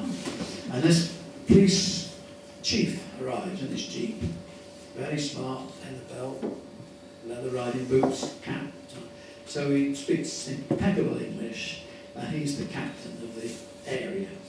So he said, look, he said, let me take you to my house. He said, have a shower. And he said he spoke to the garage people, they want 3/4 of an hour at least to repair. So he takes us in his Jeep, and we go up this wonderful driveway, post and rail fencing, this wonderful thoroughbred horses in the field, and we have a shower, and we have coffee, and his wife didn't speak much English, but he was saying that his wife breeds racing horses. Anyway, we get back to the garage, and there's about 20 of these little lads all touching the car. The sad thing was, there were 2 bobbies on duty by then, and they were wrapping these little lads in knuckles when they were touching the car, and with a cane. I was quite upset about this, because I had done the same thing, touched the cars when I was 10 or 12. So we get this repaired. We also do this rear brake, which has been a problem for several thousand miles really. This wasn't time, so Frank and I put the wheel off, got the wheel cylinder out, changed it, bled the brakes while it's still on the axle stands, and at least we've got brakes back again now. So we push up north. We've got to do a bit of cutting here. There's a pass that was 16,000 feet, which is really the highlight of the rally. But Barry was showing us the route. We cut this out. There's a passage control here. We could rejoin the rally later on. We miss a pre, but we'll be back to the wrong route and the patch within schedule. So the trouble is we've got to then go over the, or part way over the Atacama Desert. And the Atacama Desert is the highest desert in the world. It's 8,300 feet up, and it's 600 miles from south to north. But we pick it up with about 100 miles to go. So this time control, where we're just in our maximum lateness, clutch is getting a little bit of a worry, and I've got this quite a long climb up to 8,000 feet there, lots of bends and things, and the clutch doesn't like this, but we were both using the clutch to absolute minimum and not accelerating hard, and we eventually get onto this Atacama Desert. Now, it's the nearest thing I've seen to the moon, and I did say to Barry and Frank, you know when man landed on the moon last year? I wonder if they did. Because this Atacama Desert, there wasn't any vegetation. There were boulders and craters and things, and this Pan American Highway, which was in the road book, it was rough road, about 12 feet wide, going around these bollards. Some of these boulders were like 8 foot, 9 foot high. So we got this clutch that we have to conserve as well. So we go through here, and we eventually get to the point where we can see the end of the desert, because we can see beyond, we can see a bit of scenery beyond. So that's okay. So we start going slightly downhill, which is fine. We're picking up speed, and I'm almost keeping off the throttle really, that we get down, and then we have to start climbing a wee bit to this little village, and the clutch doesn't like this at all. And there's a building ahead of us where there's about a 10-foot high wall, and it must be about 100 yards long. It was enormous, and we couldn't work out what the heck this place was. Anyway, the clutch expired, and that was it really. So we're parked there, sitting in the car, working out the best move. Well, we can change the bell housing maybe here. Within 30 seconds of being stationary, a door flung open, and about a dozen soldiers ran out, surrounding the car with rifles pointing at us, wanted us to get out of the car. So we got out of the car, of course, and they're really sort of looking at the car very suspiciously. What the hell have they stopped here for? So the guy that's got the stripes on his shoulder, I beckon him to come to the back of the car, and I show him the GB badge. And in my best Spanish, I don't know if it's correct, Englisi, didn't mean a thing, so perhaps I was totally wrong on that. So then I showed him the door sticker, and he started to register. And some of these soldiers, they're rather amused because they see the steering wheel on the wrong side. They haven't seen a vehicle, apparently, with the steering wheel on the right-hand side. They want to know where we're from. Just as all this is happening, a little Jeep comes down the road, young chap driving it, and he goes past us, waves, goes past us, and he must dawn on it. It's a British or European car. So he turns around, does a 10-point turn, comes back. Hi chaps, what are you doing? What's the matter? So we explain what we're doing. Oh, I said, well, okay. And then Frank and he sort of recognised each other. And this chap, geology man, he's from Whitchurch. And Frank knew his father. So that opened up avenues. Well, look, he said, I'll take you to a little garage where we can get this perhaps repaired. So he dashes off, comes back. Well, he said, look, he said, I've seen the garage man. It may have been a Saturday or Sunday, I don't know.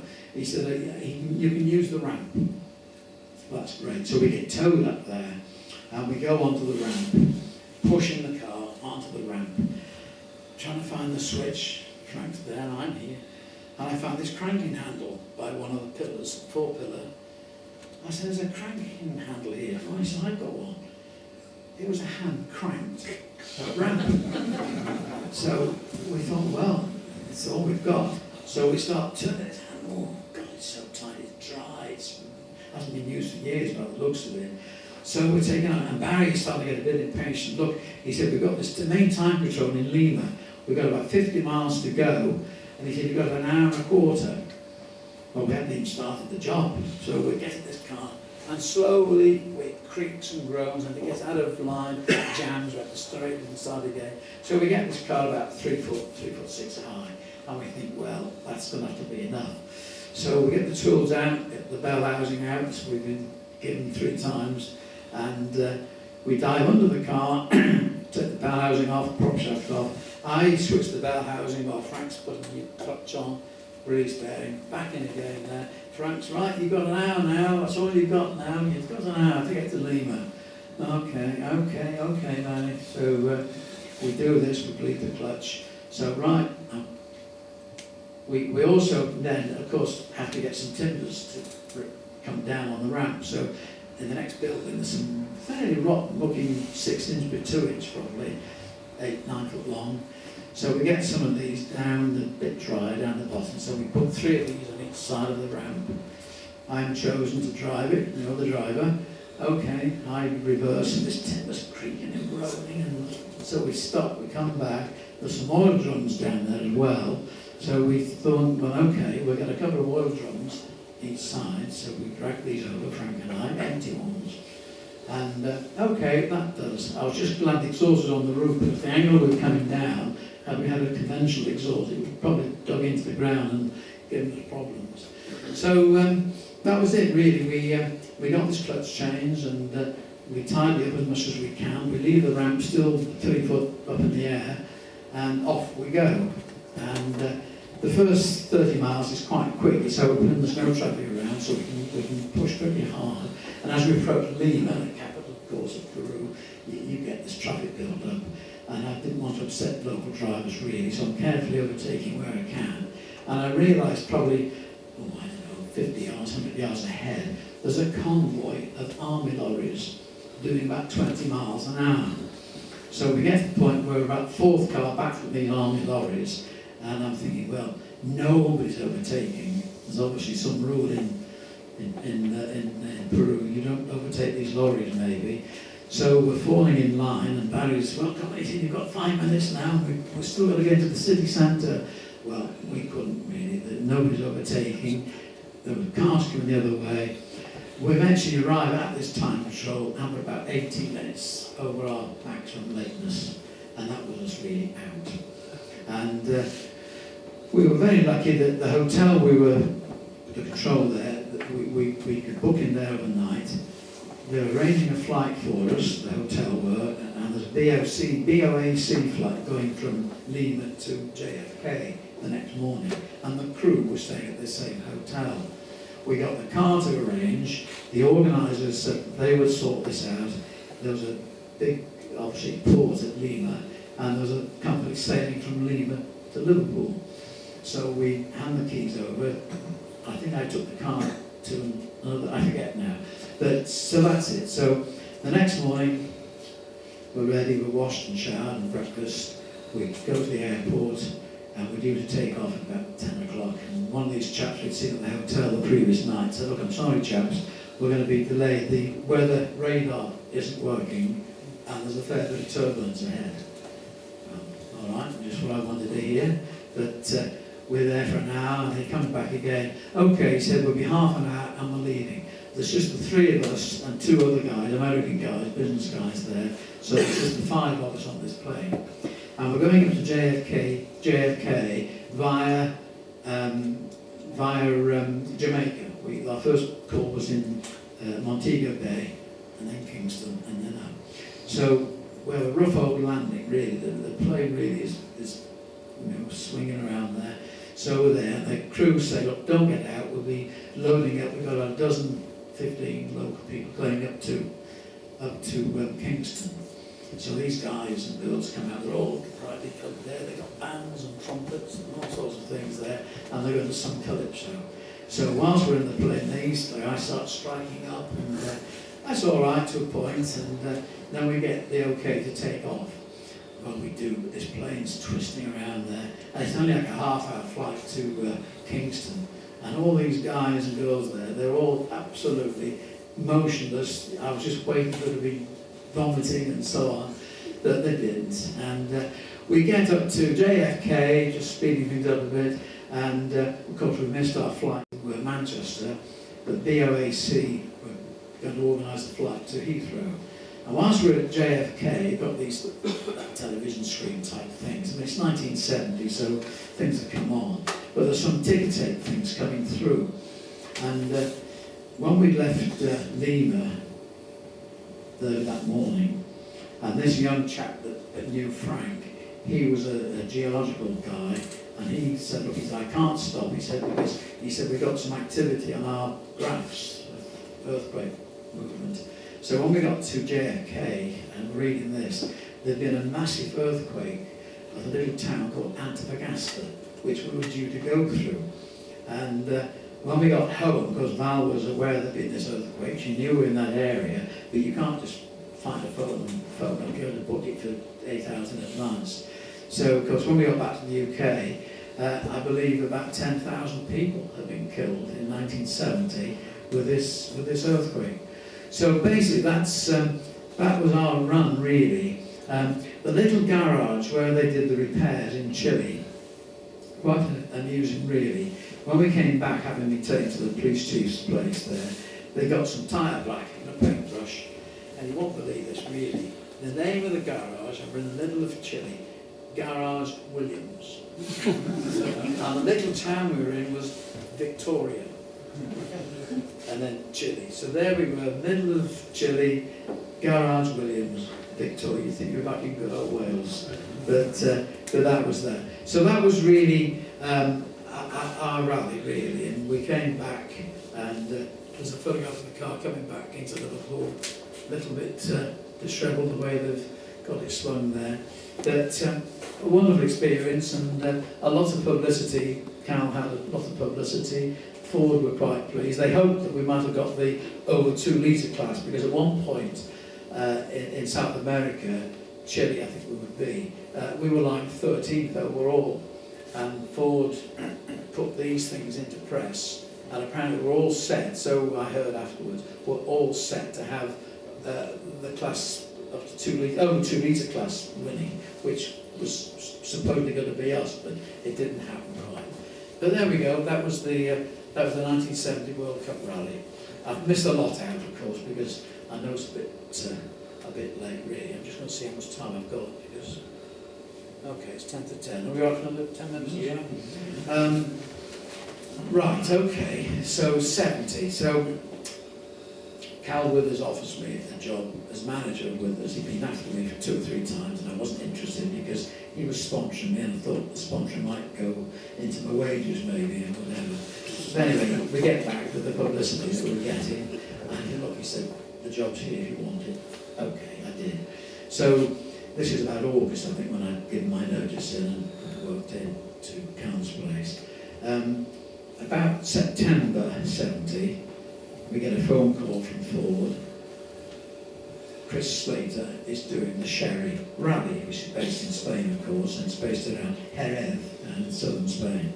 And Turner said, look, we're going to enter, Chris, we'll pay for the entry, we'll pay for the cost of the car going to Spain, but the kitties drive. With the World Cup Rally, we've got no spare cash. If you can arrange a service crew, this is to Cal, if you can arrange a service crew, then we'll go ahead with the plan. So Cal comes down and he says, do you fancy doing a service for Chris Slater in Spain? Oh, I said, yeah, that's all right, yeah. Who with? Because I said, I can't just manage map reading and this and this and this. No, he said, I've asked Turner to try and arrange someone. So I end up having Tony Mason. So we fly out to Lisbon, to Madrid, and we want a hire car. I've got toolboxes and things, and Chris has got a load of spares in his rally car, which he has to transfer to us in the service car. So we get into Madrid, and we walk down to the Hertz office, and I'm looking at the cars there. There's a 1 litre Seat, there's a 1.3 Golf, and I said, well, these won't do. So I turn over the page, and there's a Fiat 131 Mirafiori, which I knew was a 2 litre twin overcam, 5-speed box, disc brakes all around. I said to Tony, that's what we need. So out comes the Ford credit card, pays for it. So off we go. We've arranged a rendezvous with Chris Slater, who's doing this with Tony Nash, who was a Paddy Hopcock navigator as well. So we transfer all this stuff over. The 2 Tonys, Tony Nash, Tony Mason, busy looking at the map to see where we're going to be leapfrogging ahead to do the servicing there. So off Chris goes, off we go. We go about 50 miles, 80 miles, uphill, down dale, quite heavy the car, and I sense that the front brakes are picking up noise. I'm thinking, it can't be metal to metal, surely. After another 20 miles, pushing on, because we're trying to get ahead of the rally car, God, we are with metal to metal. So we meet up for the first service arrangement after the stage, and that's fine. I clamp off the 2 front calipers, rear brake only. So, all right, that's all right. I have to remember I haven't got quite the stopping power. And we go to the next service point, and the next service point. And eventually, of course, the inevitable happens, the rear brakes get metal to metal. So I can manage so far on this, and the timing's quite tight, and the terrain's uphill and down dale. We're miles from anywhere, there's no chance of finding a garage. This is like Saturday tea time by now. And we meet up at the last point, really, stage 5 or 6. And we're there parked up, no brakes. I clamp off the back brakes, and I'm thinking, well, we've just got to take this awfully carefully now. In a way, it was fortunate because Chris Slater didn't come through the end of the stage. So I asked the marshals, who thought we were a British crew there, I said, any news of Chris Slater, car 4? No, nothing yet. They said, I'll keep an eye on them. If anything we know, we'll let you know. So 10 minutes after, there's a wave from the marshal, so I go up there. There's a note here, Chris Slater's at the start of the stage with a blown head gasket. Ah, dear me. So I say to Tony, look, we've got to somehow get from here to the start of the stage with no brakes. Please try and use main roads wherever you can, so we're not having too many T-junctions and things. So we do, and a couple of T-junctions do come up, and I have to sort of go down through the box into the first gear, switch the engine off, and to a halt, and it worked all right the couple of times we had to do it. So we find Chris, and okay, he's there, dead engine. So we're thinking about this, and it's just about going dark, and I said, well look, I said, we've got a car with no brakes, and you've got an engine, a car with brakes but no engine. I'll tow you. Where to? I said, well, you're going to Bilbao. I said, we can get it there. It's about 600 miles, which It was before that, really. So we had a bit of a conflict. Well, I said, it's the only option, really, I said, because you've got to get the car back to the bow. Okay, so that's fine. The trouble is, I'm in a left-hand drive car, Chris is in a right-hand drive car, so communicating driver to driver was difficult, so we went via Tony Mason, who was on this other side. So we set off. Chris is on side lights, he's got brakes, no servo, but he's got brakes, and the rule is he's going to do the braking. So we reckon it's going to take about 15 hours to get it to Bilbao. So we stop at a little sleepy town. Tony Mason's blind, so that Ford knows what's happening. So he rings, while we're having a cup of coffee and a sandwich, he rings to speak to somebody at Ford, and Tony inquires about flights from Bilbao for he and I. So the plan is to ring them about an hour or two from Bilbao in the morning, which we do. We have a good run up, and we ring, and Tony's told, well, yes, there's a flight out of Bilbao, 11 o'clock. So we drop Chris's car off at the ferry. He's 24 hours early for the boat, but that's all right. Transfer all his goods into his car from our car. I take all the mold grips off. We go to the Hertz office just up the road from the airport there, and I'm busy sort of dangling these keys to the Hertz people saying, look, no brakes, no brakes. Easy. I said, no brakes, dangerous. So, CC. So we get the flight home, that's it. And then about a month later, RAC time, and Cal wants somebody to drive his RS 1600. Roy's tied up with driving one of the BMW teams, I've forgotten the name now. So he's thinking of who we can have as a driver with some name, and he's going through different drivers, and somebody said, look, Brian Culture hasn't got any drive at the moment. Bearing in mind he comes second on the London to Mexico in the Triumph 2.5 PI.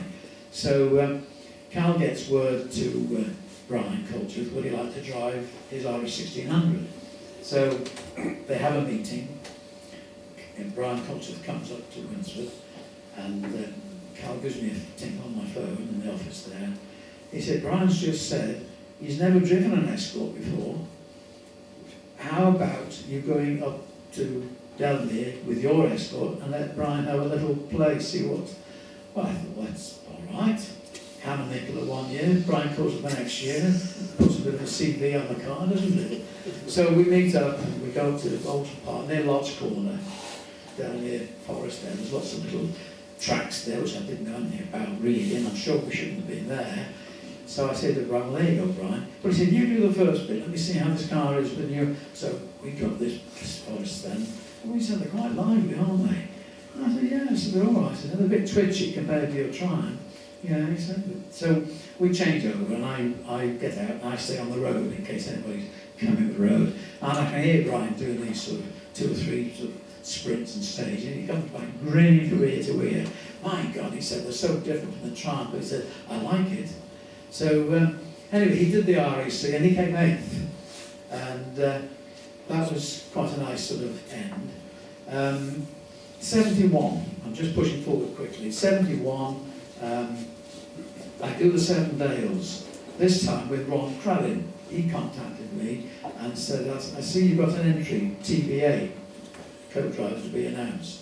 Yeah, I said, actually, well look, he said, if I get permission from British Leyland, he said, can I back that seat? Well, I said, yeah. I said, yeah, that's fine by me. So he comes back to me 3 days later. He said, yes, he said, I've heard the word. I think Peter Brown was the comps manager for British Leyland then, I think. So he said, I've got permission to do this one rally as a non-British Leyland driver.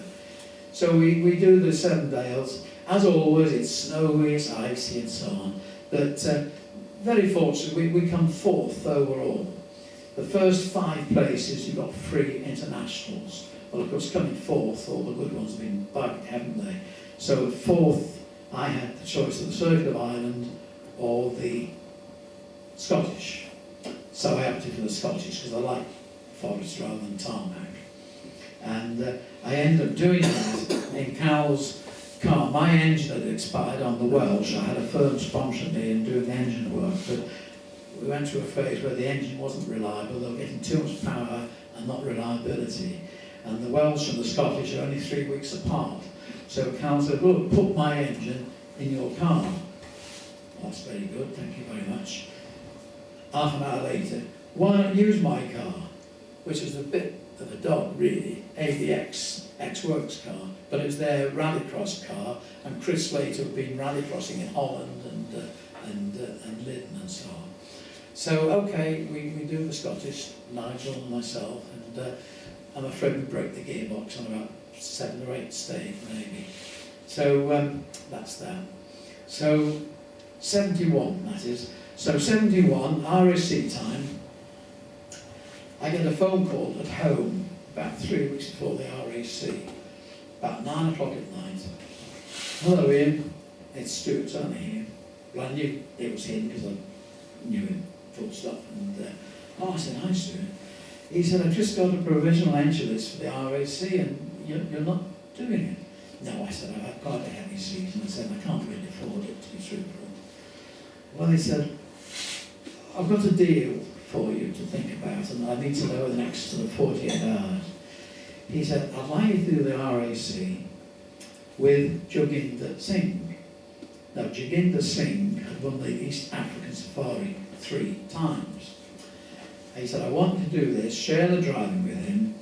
I want you to bring the car down to Boreham. We will supply you with a loan of an engine, a twin-cam engine. It's the one that's just won the Cyprus Rally, and it's the last year the twin cams are homologated. So he said, I want you to do the twin cam, and the works cars will be in the BDAs. And I said, as a thank you, he said, we'll give you a new rocket box and the latest Atlas axle. Well, I already had a rocket box and an Atlas axle, but I thought of new ones. So that sounded good. And so, okay. So I get back to two days later, I ring and have a chat with Val. And I mentioned the Cal, well, of course it was publicity for Cal, so that was all right. So that's great. So to cut a long story short, I run the car down to Boreham. They switch the engine, the box, the axle and things like that. I'm lent a Capri to come back in. One of the drivers, I don't know who it was, but this Capri was full of leaves inside, and the sunroof was tilted open. And on the back seat, there must be about 2 weeks of Swedish or Finnish newspapers. So who it was that owned the car or drove the car, I don't know.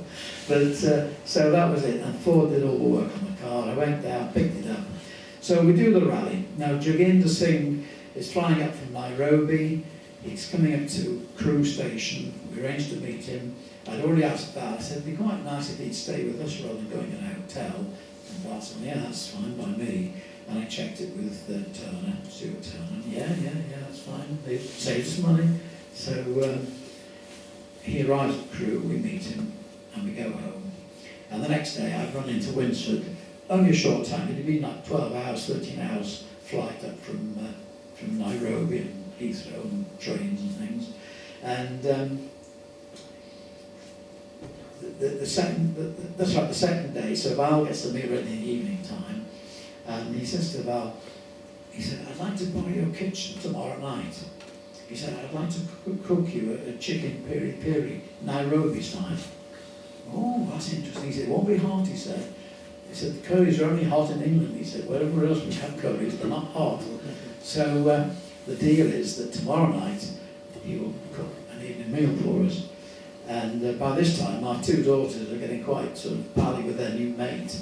So the second night, when we've had our chicken piri-piri, which was very nice, and Jane, my younger daughter's 3 maybe, and she got on very well with him, you see, and they were chatting away there. And we can see she's sitting on his knee in the lounge, and she's looking at him, looking at his turban, which he always wore, back to his face, up to his turban. Val and I sort of looking at each other, and I'm going to wait for him. So this little voice pipes out, Joe. And he said, look, call me Joe. Joe, she says, have you really hurt your head? So he was very amused. He thought that was great. The 3-year-old kid that passed there. So we go off to Harrogate the next day to do the RAC rally. We meet the service crew. We stay in the hotel with 4 boys. 4 are paying the expenses, of course. And we get up the next morning. Well, my God, there's 8 inches of snow. It had been snowing all night. We hadn't a clue about this. So, of course, we slither and slide down to Parc Ferme. All the cars are the same shape, don't they, with 8 inches of snow on them. So we go roughly where we parked up, and our service crew are there, and they're smiling, and we walk up to this car, this Escort of ours, and somebody, and they say, no, it wasn't us, somebody had written in the boot lid, this car is turbine driven. So, again, Joe was quite chuffed about this. So the first stage is Harwood House, no relation. Harwood House is very icy, very slippy, and I'm quite interested in Joe's technique down the main sort of drag, if you like. It's icy, slippy there, and he's doing the steering wheel. He's going to the left, going to the right, going to the left, going to the right, and I think perhaps he's just checking the grip, because having won the Safari 3 times, you know a trick or two. So I just bear this in mind. First stage, of course, RAC. There are thousands of spectators everywhere, and we're down round the stately home, and I'm afraid it gets a bit wide, and we get hooked onto a blasted straw bale. It gets wedged under the sill in front of the near side rear wheel. So I jump out. I realise I can't manage this, so I wave to the crowd. Well, about 20 blokes arrive from everywhere. We pick the car up, drag the bales out. I say, right, thank you very much indeed. I jump in, belt on, finish the stage. Joe does another stage. He's all right. He's quite quick, but I think he's a bit nervous really, because he's better on mud than ice. I recognise. So after about 3 stages, look, he said, let me see you do it. Well, I said, yeah, that's fair. I said, look, you're doing a good job there, you know. So we changed drivers. After that, I've done 3 stages. I said, now, Joe, are you back in the seat? No, he said, I'm very comfortable here. You carry on, please. That's all right. So we're getting up to the Keelder. Notorious Keelder, of course, as you'll know. 3 stages. Officially, no service in between services, but you do see people hanging around there. So we start Keelder 1, and that's fine. And Keelder 2, and it's icy now, it's freezing over again, it's very dangerous. Keelder 2, we've got like a rock face down here, we've got the forest stage here, and I can see the tops of trees here, so I know there's a heck of a drop down there. So we're going along there, and it's just slippy, and all of a sudden there's a bit of a bang at the back there, we drop down, I'm thinking, oh, it's puncture maybe. I didn't hear anything there. And seconds later, a bit lower down, and we grind to a halt there. So we shoot out there, have a look-see. I've got no wheel, tyre, half shaft, just the bare axle assembly there. The whole lot had come off. Well, what the heck's happened here? So we're looking at this new axle we were given, and on the floating hubs was the special hub there. All the 4 studs sheared. All 4 studs are sheared. Well, we had a spare half shaft with us with the studs in. So we got the car jacked up. A couple of cars come through, of course, while we're doing this. We get knocked off the jack one stage by a Norwegian driver who just clipped our big wings with his big wings, so we had to get it back up on the jack again. And we got to the end of the stage eventually, and we were half an hour later than we should have been, and the Ford service crew were there, and they said, all right, no, I said, we've lost a wheel and a half shaft. Oh, blimey. He said this has happened to 2 other cars. He said Timo came through the end of the 3rd stage with his wheel about a foot away from his bodywork. Same thing had happened, but he was lucky that we caught him when he came to a halt. He didn't lose it all, but we realised what had happened, these wheel studs.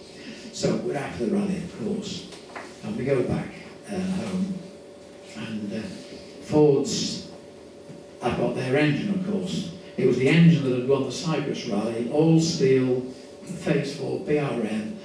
It popped and banged to about 5,000 revs. The power came on at 6, and we could go to 8.5. But it was most unusable, really, in stone and ice. So Forum, which is a bit of a rundown, as you know, and Roger Willis rings me at Knutsford. And Roger Willis was the comps manager of Castrol, and knew through the rally crossing and autocrossing. He said, Ian, he said, there's a television rally cross on Saturday. Are you up for it? And I said, yes. I said, I've got to think about this. I knew I had Ford's engine, so I had to be careful about this. Well, I said, look, can I come back to you in 24 hours? Yeah, he said, we'll pay your expenses, he said, but I'd like to be there if you can.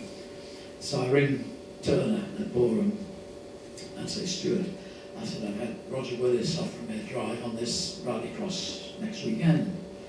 But I said, I've got your engine. Oh, well, okay. He said, well, go ahead. He said, but don't say it's our engine, just don't, otherwise everybody wants to borrow it. So, so we go down there, and Murray Walker's doing the commentating. So we do the first runs, time runs in the morning, practice runs really. And I'm alongside Jan de Roy. He's the guy that had this four-wheel DAF with an DAF Dutch car. And he's got this 1800 PDA giving about 220 brake horsepower. It's really like a Ford Escort rally car with a DAF body on it. And he's alongside me, bringing this throttle there, and the whole car's sort of like racing. I'm here with this Borum 1598 all steel engine there. Travel light go, well, I mean, there's about what, there's perhaps 80 yards to the first hairpin bend. And Jan de Roy gets up there, I'm halfway on the straight with about 3 cars behind me. He just leaps away. So, okay, so that's the morning sessions there. The afternoon sessions, we line up, and I'm alongside a woman driver, Gillian Fortescue Thomas. She's a horsey lady, and apparently she runs some gold medals, and she's been sponsored by Ford, and I think Stuart quite liked her actually. So she's there in an X-Works car, 1800 BDA, 220 brake. I've got 180 brake, 170 brake. So we get ready for these time runs. Traffic light systems there, start marshals there. So we're all ready to go, and the red flag's waved. We knew that if the red flag went, there was a delay somewhere, so we knew we'd switch our engines on. And he said, sorry folks, because we're BBC Live. So he said, sorry folks, he said, the horse racing's running 5 minutes late at Newmarket. So he said, we'll get the green flag in about 5 or 10 minutes. But stay in your cars. Okay, well, the cars start misting up, don't they?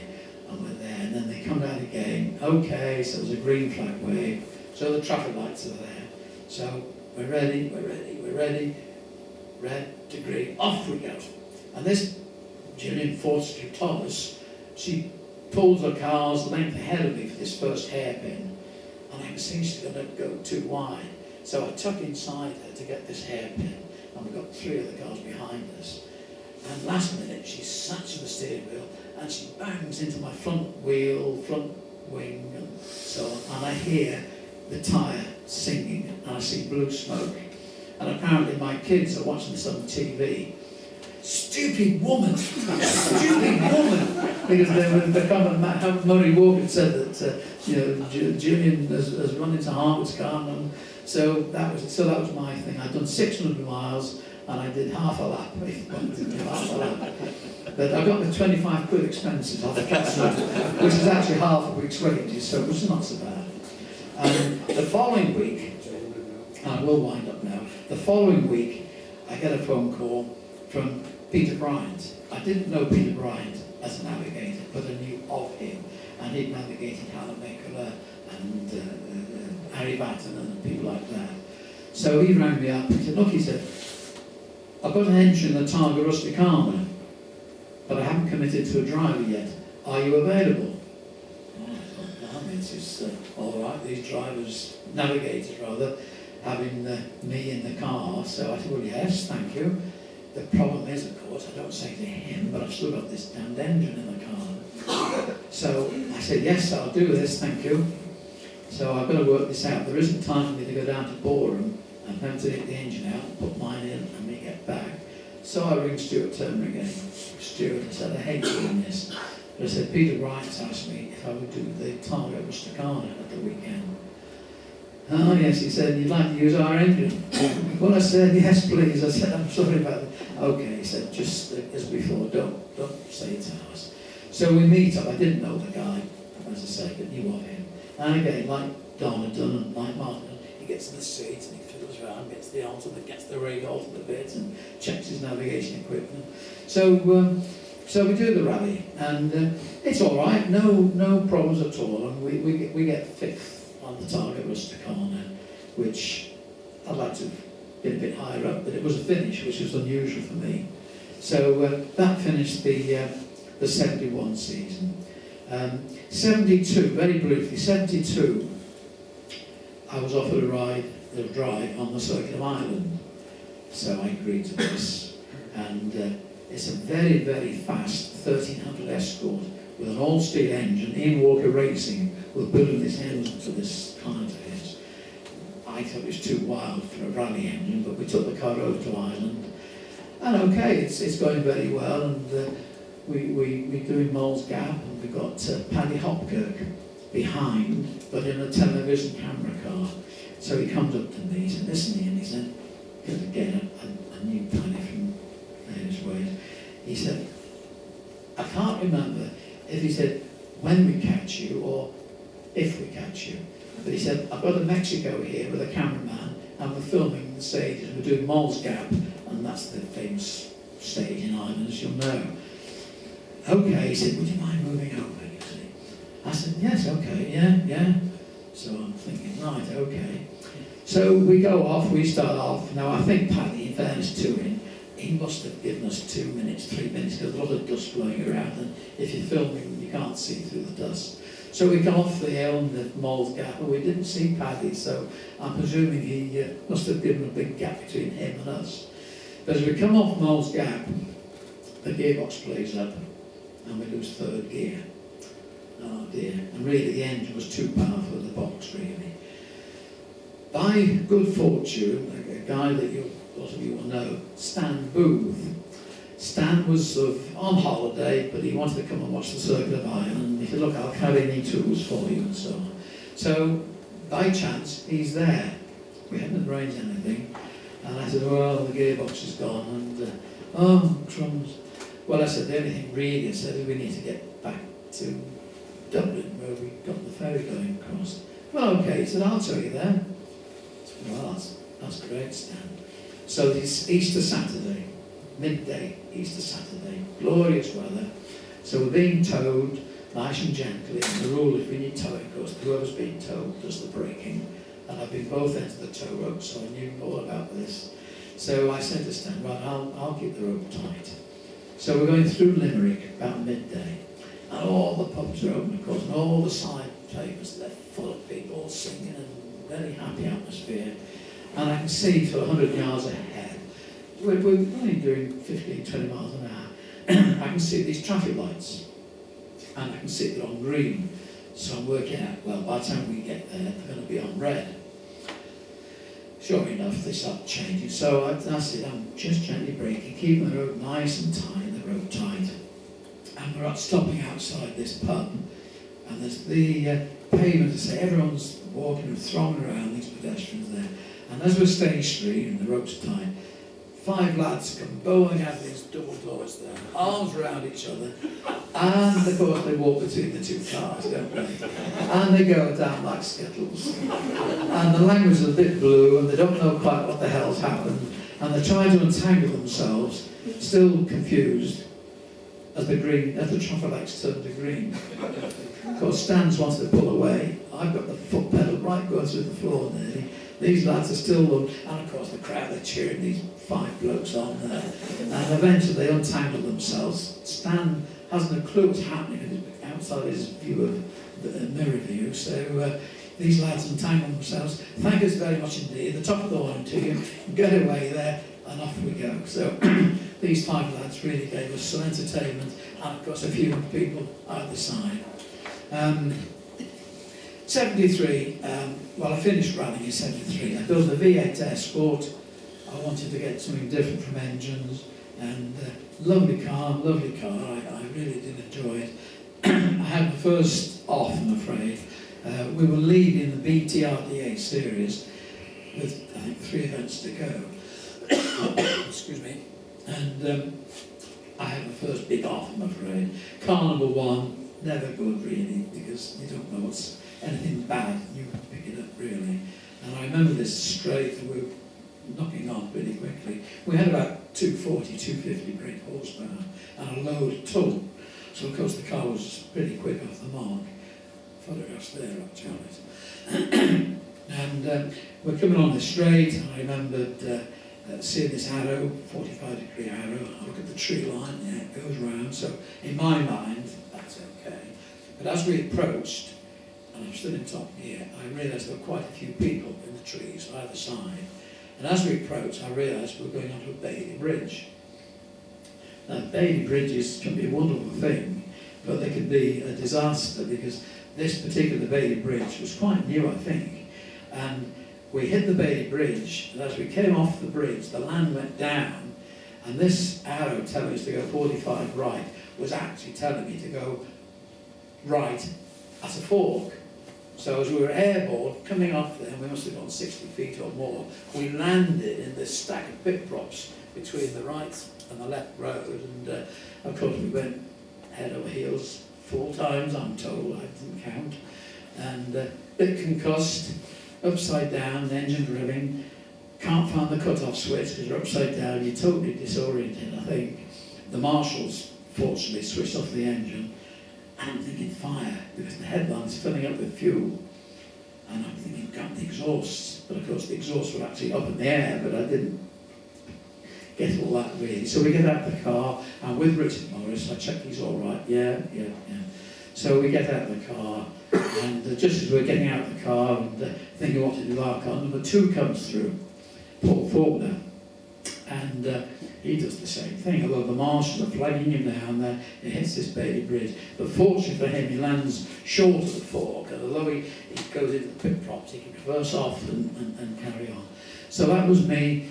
I'm afraid that's how I finished rally, upside down.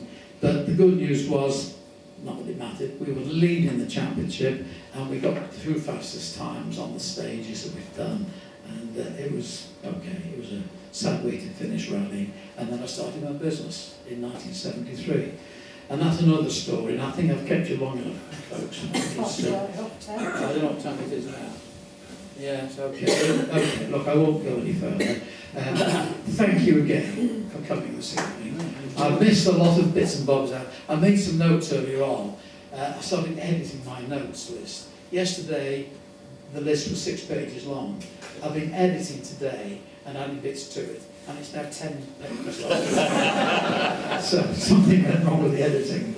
But I'm sure I've missed lots of bits. I know I have. But there we go. But I say, thank you very much indeed for coming. And I hope I haven't sort of gone on too much about minor points of interest, but it's good to see you here. And thank you very much indeed.